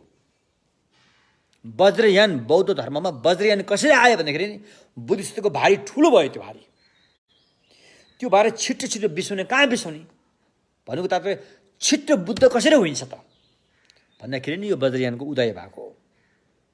यो कुरा स्पष्टै छ। अब वज्रयानबाट चाहिँ महायानबाट चाहिँ अब महायान भन्नु, वज्रयान पनि महायानको एउटा शाखा हो। महायानमा दुईवटा शाखा छन्, एउटा सूत्रयान र वज्रयान। सूत्रयानबाट चाहिँ अलि बाटो लामै छ एक किसिमले छोटो पनि हो त्यो। तर वज्रयानको हेराइको हिसाबले सूत्रयानमा बाटो अलि लामो छ। छोटो बाटो गएर बुद्ध हुन सजिलो छ भने किन छोटो बाटो नजाने भन्ने किसिमले चाहिँ वज्रयान यसरी उदय भएको हो। सूत्रयान र वज्रयानमा कसरी लामो बाटो भएर कसरी छोटो भयो त भन्दाखेरि सूत्रयानले चाहिँ विशेष गरेर मनलाई प्रयोग गरेर साधनामा उतार्छ। साधनाको तालिम लिँदाखेरि मनलाई अत्याधिक रूपमा प्रयोग गरेर साधनामा उत्रिन्छ। श्रावक पनि त्यस्तै हो, मनलाई नै बढी प्रयोग गरेर हुन्छ। वज्रयानले चाहिँ के जान्दछ भन्दाखेरि मन र शरीरको सम्बन्ध यो उसले जान्दछ। शरीर पनि भित्री शरीर, नाडी, बिन्दु, सूक्ष्म किसिमको वायु, यीलाई चाहिँ भित्री शरीर भनिन्छ। त्यो र मनको सम्बन्ध नजिकको छ भने उसले जान्दछ। यो नाडी, बिन्दु, सूक्ष्म किसिमको वायुलाई हाम्रो बस्न पार्न सक्यो भने मन बस्न पार्न सजिलो हुन्छ भन्ने कुरा उसले जान्दछ। त्यसैले वज्रयानमा चाहिँ नाडी, बिन्दु र सूक्ष्म किसिमको वायुलाई साधनामा उतारेको हुन्छ। उतारेर मनलाई आफ्नो बसमा ल्याउने उपायहरू प्रयोग गरेका हुन्छ त्यहाँ। त्यसो भएकोले वज्रयानबाट चाहिँ बुद्ध हुन अलि सजिलो, अलि बाटो नजिक छोटो भन्ने कुराहरू यसरी आएको। तसर्थ अनि बुद्धिसत्वहरूले चाहिँ अनि यस्तो किसिमले चाहिँ बुद्धत्व नै प्राप्त गर्ने, त्यो पनि अरूको लागि भनेर चाहिँ त्रिरत्नको शरणमा जानुहुन्छ। श्रावक यानहरू प्रत्येक बुद्धहरू पनि अरहत्त प्रत्येक बुद्धत्व प्राप्त गर्नको लागि भनेर त्रिरत्नको शरणमा जानुहुन्छ। यो चाहिँ लोकोत्तर शरणगमन भयो। श्रावक यानले गरेको जति पनि पुण्य कर्महरू छन्, राम्रा कर्महरू छन्, त्यो अरहत्त पुगेपछि टुङ्गिन्छ। अरहत्तमा पुगेपछि त्यसको काम सकियो। प्रत्येक बुद्धले गरेको जति पनि राम्रा कर्महरू छन् त्यो पनि अरहत्तमा पुगेपछि टुङ्गिन्छ। र बोधिसत्वले गरेको राम्रा कर्महरू चाहिँ सम्मासम्म बुद्धमा पुग्छ र त्यो चाहिँ धेरै लामो समयसम्म त्यसले चाहिँ काम गरिरहेको हुन्छ। भनिन्छ नि, शान्तिदेव भन्नेले एउटा पुस्तकमा उहाँले भन्नुभएको छ, अन्य अरू कुरा भनेको चाहिँ कस्तो हो भन्दाखेरि चाहिँ केराको बोट जस्तै हो रे। अरू कुरो भनेको, अरू अभ्यास साधना गर्ने भनेको केराको रुख जस्तै हो रे। कसरी? एउटा केराको रुखले एकपल्ट मात्रै फल दिन्छ रे। त्यो फलपछि त्यसको काम सकियो रे। त्यतिसुकै मलजल सेवा गरे तापनि त्यो केरोको बुटोले एकपल्ट मात्रै फल दिएपछि काम त्यसको सकियो। बोधिसत्वको भन्ने बोधिसत्वले गर्ने जुन साधना अभ्यास यो चाहिँ स्याउको बुटो जस्तो हो रे, एकपल्ट मात्रै फल दिएर सकिँदैन रे। झन् सेवा गर्यो झन् फल दिन्छ, झन् त्यसलाई मेहनत गरेर त्यो स्याउको बुटोको सेवा गरेर झन् झन् फल बढ्दै जान्छ अरे। त्यसो भएकोले बोधिसत्वहरूको चाहिँ अभ्यास त्यस्तो हुँदो रहेछ भन्ने कुरा हामीले बुझ्यो। अब यसपछि हामी अलिकति यहाँ एउटा फेरि यहाँ एउटा कोटेसन राखेको छ, उत्तरतन्त्र। यो पनि मैत्रेयले रचना गर्नुभएको उत्तरतन्त्र भन्ने ग्रन्थले चाहिँ के बताउँछ भन्दाखेरि जति पनि भगवान बुद्धको सूत्रहरूमा, विशेष गरेर महायान सूत्रहरूमा उल्लेख गरिएको सुगत गर्भ भनेको चर्चा परिचर्चा छ। सुगत गर्भ, यसको परिभाषित नाम थुप्रै छन्। सुगत गर्भ पनि भनिन्छ, बुद्ध हुने बिउ पनि भनिन्छ, यसलाई समन्त भाद्र पनि भन्छ कहिलेकाहीँ, होइन? यसका थुप्रै नामहरू हो। त्यो बुद्ध सुगत गर्भको जति पनि सूत्रमा उल्लेख गरियो त्यो कुरोलाई सजिलैसँग बुझ्नको लागि चाहिँ यहाँ मैत्रेय बोधिसत्वले उत्तरतन्त्रको रचना गर्नुभएको हो। त्यो उत्तरतन्त्रमा चाहिँ के उल्लेख गरिएको छ त भन्दाखेरि त्रिरत्न किन राखियो त? 4 रत्न किन भएन? 2 रत्न किन भएन? यो त्रिरत्न चाहिँ कुनै पनि धर्ममा छैन, अन्य धर्म कुनै पनि छैन। हिन्दूमा पनि यस्तो त्रिरत्न भन्ने कुरा छ। रत्न रत्न भने चाहिँ गीताभित्र यता कता एक रत्न भन्ने कुरा यता कता छ भनेर भन्छ के अरे, मैले त्यति हेरेको त छैन, अरूले भने म सुन्छु एक रत्नको कुराहरू चाहिँ उल्लेख छ भन्ने कुरा सुन्छु के अरे। त्रिरत्न भने चाहिँ छैन रे। त्रिरत्न भने चाहिँ भगवानको मार्गमा हो। त्रिरत्नलाई अरूले हाइजेक गर्न सक्दैन, प्रतीत समुदायको सिद्धान्तलाई पनि अरूले हाइजेक गर्न सक्दैन। यो चाहिँ यस्तो चाहिँ बलियो कुरो हो। त्यसकारण त्रिरत्न र प्रतीत समुदाय चाहिँ बुद्ध धर्मको मूल मन्त्र हो। बुझ्नुभयो? त्यसैले चाहिँ बरु आफ्नो प्राणै जाओस्, हामी त्रिरत्नको शरण गमन गइसकेपछि त्रिरत्नको शरण गमन जान छोड्नु हुँदैन। यदि कोही आएर तैँले त्रिरत्नको शरण गमन छोडिस् भने तेरो ज्यान बक्स हुन्छ, छोडिस् भने तँलाई मारिदिन्छु भन्यो भने बरु ज्यान दिन तयार हुनुपर्छ। त्रिरत्नको शरण गमन छोड्नु हुँदैन। किनकि त्यसले ज्यान लियो भने एकपल्ट लिने त हो नि, हड्डीले एकपल्ट एउटा ज्यान लिएला त्यसले। तर त्रिरत्नको शरण गमन छोड्यो भने लाखौँपल्ट ज्यान दिनुपर्ने हुन्छ, करोडौँपल्ट ज्यान दिनुपर्ने हुन्छ। त्यो कुरा नि भगवान बुद्धका अनुयायीहरूले बुझेका हुन्छन्। त्यसैले बरु यसमा एउटा कुरा आयो, मैले त्यो कता हो एउटा किताबमा देखेको थिएँ, अमृतानन्द भन्थे। मैले उहाँसँग दर्शन भेट पाउने अवसर त पाइनँ, तर उहाँको नाम मैले केही सुनेको छु, उहाँको लेखहरू केही पढेको छु। उहाँ महान हुनुहुन्छ, विशेष गरेर हाम्रो थेरवाद परम्पराको लागि उहाँले ठुलो योगदान दिनुभएको छ। त्यो हामीले कहिले पनि बिर्सिने कुरा भएन। र उहाँका पनि गुरु प्रज्ञा भन्ने के भन्ने अहिले यहाँ आनन्दकुटी बिहारमा उहाँको मूर्ति पनि स्थापना गरेको छ। म पहिले त्यहाँ प्रवचन गर्न जाने गरेको थिएँ। अर्को एकजना हुनुहुन्थ्यो कुमार काश्यप भन्थे, एकदम म एकदमै श्रद्धा आउँछ उहाँलाई। अहिले उहाँ हुनुहुन्न, परिनिर्वाण भइसक्नु भएको छ। अनि उहाँहरूलाई कुनै बेला नेपालबाट चाहिँ काठमाडौँबाट देश निकाला गरेको, देशबाट निकाल्नुभन्दा पहिला उहाँलाई भोजपुरको एउटा झेलमा राखेको थियो अरे यसो लेखिएको छ। उहाँ गुरु र शिष्य दुईजना भोजपुरको झेलमा राखेको थियो अरे। अनि उसलाई चाहिँ एउटा कुरा के भयो भने तैँले बौद्ध धर्म छोडिदिस् भने तिमीहरूलाई छुटकारा पाउँछ, आम माफी पाउँछ भनेको अरे। अनि अमृतानन्द उहाँ भन्नुभयो कि बरु आफ्नो प्राणै जाला मै छोड्न सक्दिनँ, हामी छोड्दिनँ भनेपछि हेर्नुहोस् त, त्रिरत्न भने त्यस्तो हुन्छ। बुझ्नु भएन? हामी भगवान बुद्धको चाहिँ शरण गयो, त्रिरत्नको शरणमा गइसकेपछि त्रिरत्नको शरणमा जानु भने अर्थ के हो? बरु प्राणै जाला त्रिरत्नको शरण गर्न हामी छोड्ने छैनौँ। यो पनि अन्धविश्वास होइन, अर्थ बुझेर, सही अर्थ बुझेर। त्रिरत्नको शरणमा गयो भने फाइदा के छ, त्रिरत्नको शरणमा गएबाट छुट्यो भने बेफाइदा के छ भन्ने कुरा सही अर्थ बुझेर अनि शरणमा जाने हो नि त। त्यस्तो एउटा घटना मैले सुनेको छु। उहाँहरू महान हुनुहुन्छ, ती व्यक्तिहरू चाहिँ महान हुनुहुन्छ एकदमै। तसर्थ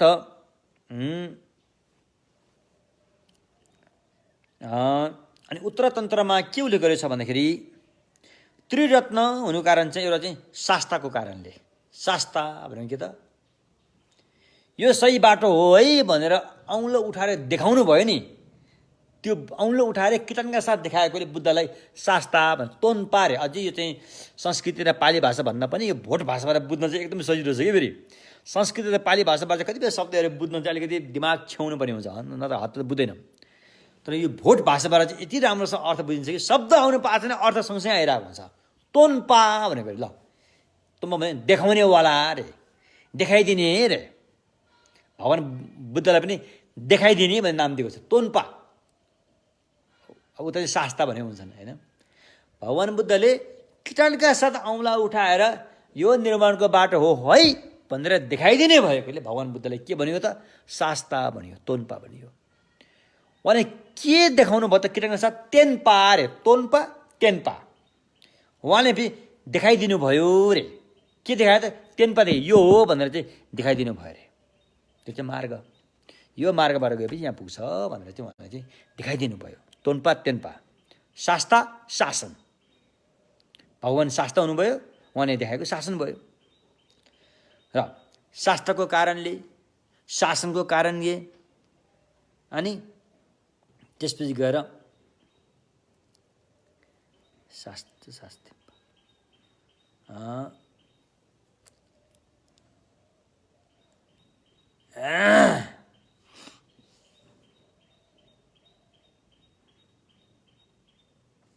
त्रिरत्न चाहिँ त्रिरत्न भनेर चाहिँ त्यो राख्नुको कारण चाहिँ हैन, शास्ता शासन शिष्य यान चारवटा कारणले त्रिरत्न राखेको अरे।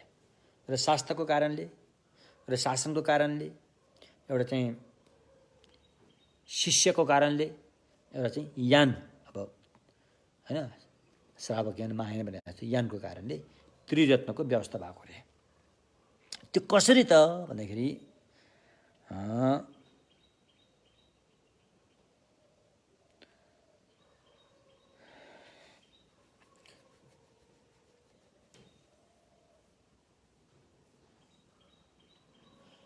अब तीनटा यानमा आस्था राख्ने,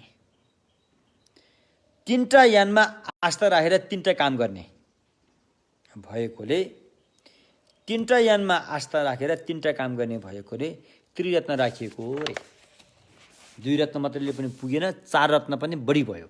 त्रिरत्न तीनटा रत्न भए पुग्छ अरे। तीनटा रत्नमा राखियो।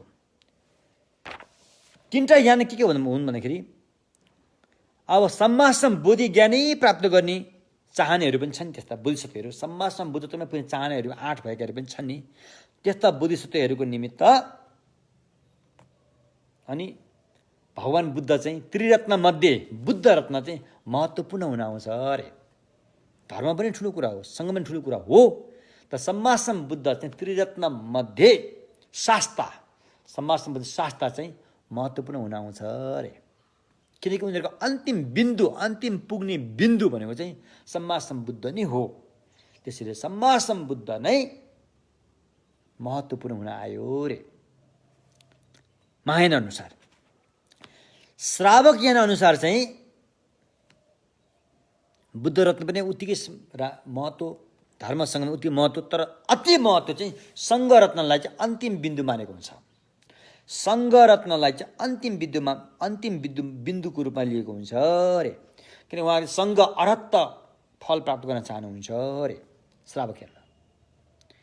अब प्रत्येक बुद्ध आयो, प्रत्येक बुद्ध यानमा रहेकाले चाहिँ बुद्ध पनि महत्त्व छ, सङ्घ पनि महत्त्व छ, तर धम्म चाहिँ बढी महत्त्व छ भनेर प्रत्येक समुदायको धर्मलाई बोध गर्नलाई धम्म चाहिँ अन्तिम बिन्दुमा राखेर उनीहरू शरणमा जान्छन् रे। शास्ता शासन शिष्य यान हो। यसरी चाहिँ त्रियान के अरे यो त्रिरत्न भनेर राखिएको कारण चाहिँ त्यो हो हैन।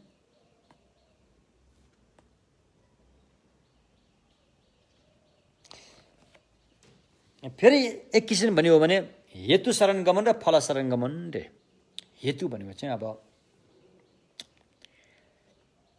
अहिले हामीले जुन शरण गमन गर्छौँ नि त्यसलाई चाहिँ हेतु शरण गमन भनिन्छ हैन। फल शरण गमन हामीले जब फल प्राप्त हुन्छ, हाम्रो शरण गमन गएको अन्तिम बिन्दु के हो, त्यो बिन्दु प्राप्त भएपछि फल शरण गमन भयो। त यस्तो हिसाबले पनि यहाँ त्रिरत्नको कुराहरू आउँछन् हैन।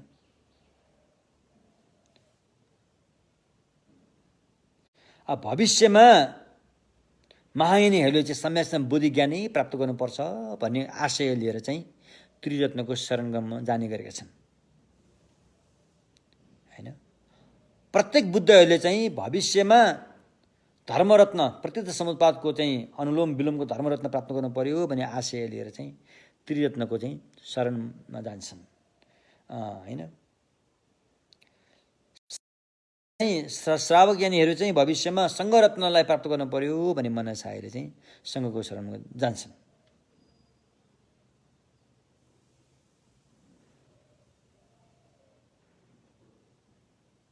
त्यसैले भविष्यमा मैले यो प्राप्त गर्नु पर्यो भनेर जाने चाहिँ फल शरणगमन भयो। त्यो प्राप्त गर्नुलाई अहिले अरूले प्राप्त गरिसकेको त्रिरत्नलाई आधार मानेर जानु चाहिँ हेतु शरणगमन भयो। त्यो त शाक्य मुनिले बुद्धि ज्ञान प्राप्त गरिसक्नु भयो। उहाँहरूको चाहिँ मद्दत लिएर पुग्ने केन्द्र पुग्ने बिन्दु चाहिँ त्यहाँनिर हो, पुग्ने बिन्दु त्यहाँनिर हो भनेर शरणमा जानु चाहिँ फल शरणगमन भयो। उहाँहरूको मद्दत लिनु चाहिँ हेतु शरणगमन भयो। यसरी पनि त्रिरत्नको चाहिँ शरणमा जाने कुराहरू छन्।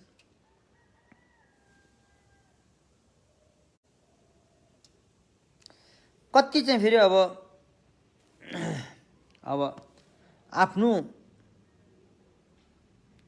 छेसुम 3 किसिमको कामको हिसाबले पनि त्रिरत्न राखियो। 3 किसिमको काम हुन्छ अरे, 3 किसिमको पुण्य कमाउने काम भनौँ न। 3 किसिमको पुण्य कमाउने कामको हिसाबले पनि त्रिरत्न राखियो अरे।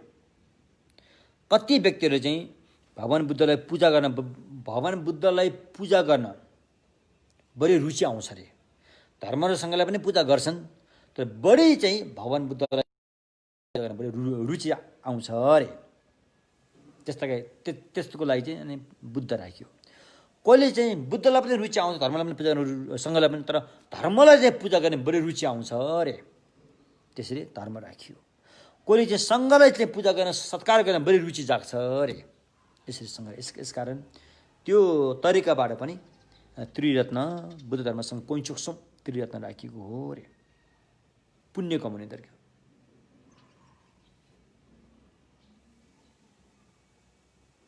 सामान्यतयामा भन्दाखेरि हामीले धम्म ज्ञान सुनाउँदाखेरि साधना गर्दा कुनै पनि बेलामा त्यो कामको सुरुवात गर्नुभन्दा पहिला सम्पूर्ण प्राणीको हितको लागि चाहिँ हैन, मैले यो धम्म ज्ञान सुनाउँदैछु भन्ने मनमा आउन नितान्त जरुरी छ अरे।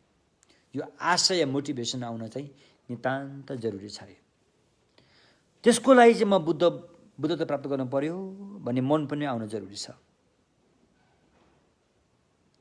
मेरो लागि बुद्धत्व प्राप्त गर्नु पर्यो भन्ने मन आयो भने त्यो राम्रो भएन अरे। त्यसलाई बुद्धिचित्त भनेर मानिँदैन।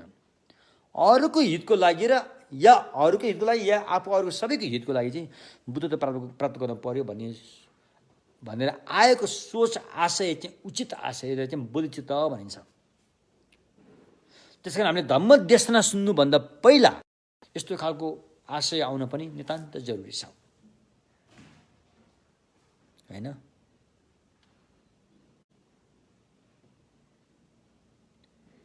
यदि यो आशय राम्रोसँग आएन भनेदेखि तपाईँले गरेको शरणगमनको साधना फेरि सांसारिक रूपमा फस्न पनि सक्छ। शरणगमन गरेको साधना त्यो पुण्य चाहिँ त्यसको फल पाक्न फेरि संसारमै आएर त्यसको फल भोग्नु पर्ने पनि हुन जान सक्छ। त्यसकारण हामीले गरेको यो साधना अभ्यास धर्म सुन्ने सबै यो पुण्य कामहरू चाहिँ पहिला मोटिभेसन चाहिँ सही राम्रो हुनुपर्छ अरे। त्यो आशयले भोलि गएर फल कुन चलामा पाक्ने, भोलि गएर फल कहाँ पाक्छ त्यो चाहिँ अहिलेको आशयमा भर पर्छ। के आशय लिएर हामी यो काम गर्दैछौँ, यो आशय चाहिँ ठुलो कुरा रहेछ। यो आशयमा भर पर्छ। यो आशय बलियो छ भनेदेखि अनि बिस्तारै बिस्तारै भोलि गएर फल पनि त्यहीँ पुगेर पाक्ने हो। यदि तपाईँलाई नर्कलोक छ भन्छन् है, देखेको छैन, फेरि नर्क छ भन्छन्, प्रेत छ भन्छन्, पशुलोक त आँखाले देखेको छ। यिनीहरूको दुःख कति धेरै छ, मान्छेको दुःख भन्दा यिनीहरूको दुःख धेरै छ है। जिउँदै छाला तारिदिन्छन् होइन। अब राङ्गाहरू पनि होइन, बल्छौन्जेल तराईतिर बेसरी गोरु जोत्छन्, गाडा तानिन्छ, यहाँ गलामा कति घाउ हुन्छ, थचक्कै बस्छ। अब त्यस्तो भएपछि फेरि उसलाई चाहिँ बेचिदिन्छन्, मारेर यहाँ खाने भनेर बेचिदिन्छन्। अन्त राङ्गा भैँसीहरू सबै केमा हाल्छ, ट्रकमा हाल्छन्, पुच्छर माथि झुन्ड्याइदिएको हुन्छ, टाउको खुट्टा उभिदिएको हुन्छ। त्यस्तो गरेर ट्रकबाट ल हेर्नुहोस् न, हामी काठमाडौँको सुविधायुक्त बसमा कहिलेकाहीँ उठेर यात्रा गर्न पर्दाखेरि कति गाह्रो हुन्छ। ओर्नेस हामीले थचक्कै बस्न पुग्छौँ। ती राङ्गा भैँसीहरू ट्रकमा हालेर पुच्छरमाथि झुन्ड्याएर नाकमा डोरी बाँधेर डोरीमाथि झुन्ड्याएर वालतिर रगत आइरहेछ, पुच्छरबाट रगत आइरहेछ। त्यसरी चाहिँ घन्टौँ उहाँदेखि काठमाडौँसम्म आइपुग्दाखेरि उसको हालत के होला। अनि यहाँ आएर चाहिँ त्यो ट्रकबाट झार्दाखेरि थचक्कै तर ढल्छ बिचरा।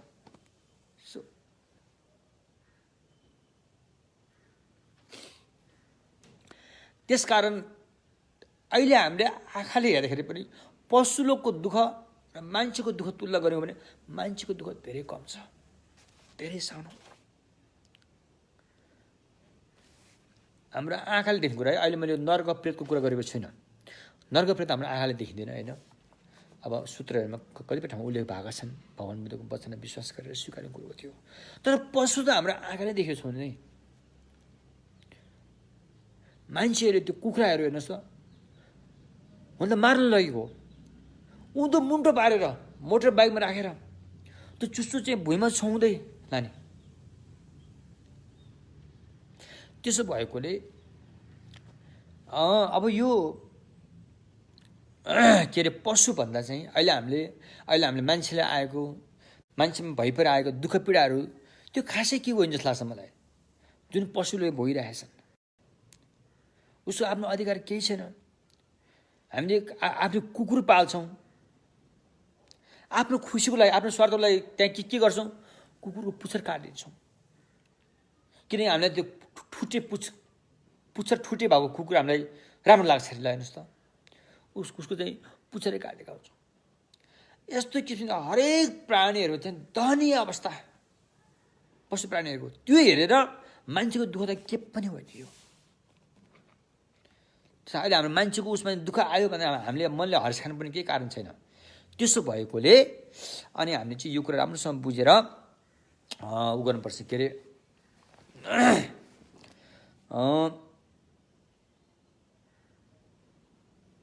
हामीले धर्मज्ञान सुन्दाखेरि पनि पहिले हामीले चाहिँ सोच आशय राम्रो आएर सुन्नुपर्छ, नत्र भने यो फल गएर कहाँ पाक्छ थाहा हुँदैन। त्यसकारण बोधिसत्वकै शरणगमन जाने हो भने आफू अरूको दुवैकै हित हुने किसिमले चाहिँ आशय लिएर चाहिँ शरण जानुपर्छ। त यसरी गरेको चाहिँ चाहे हामीले ज्ञान सुनोस्, ध्यान गरोस्, साधना गरोस्, चिन्तन मनन गर्दाखेरि पनि त्यसलाई चाहिँ के भनिन्छ त भने त्यसलाई चाहिँ बोधिसत्व ज्ञानको मार्ग भनिन्छ।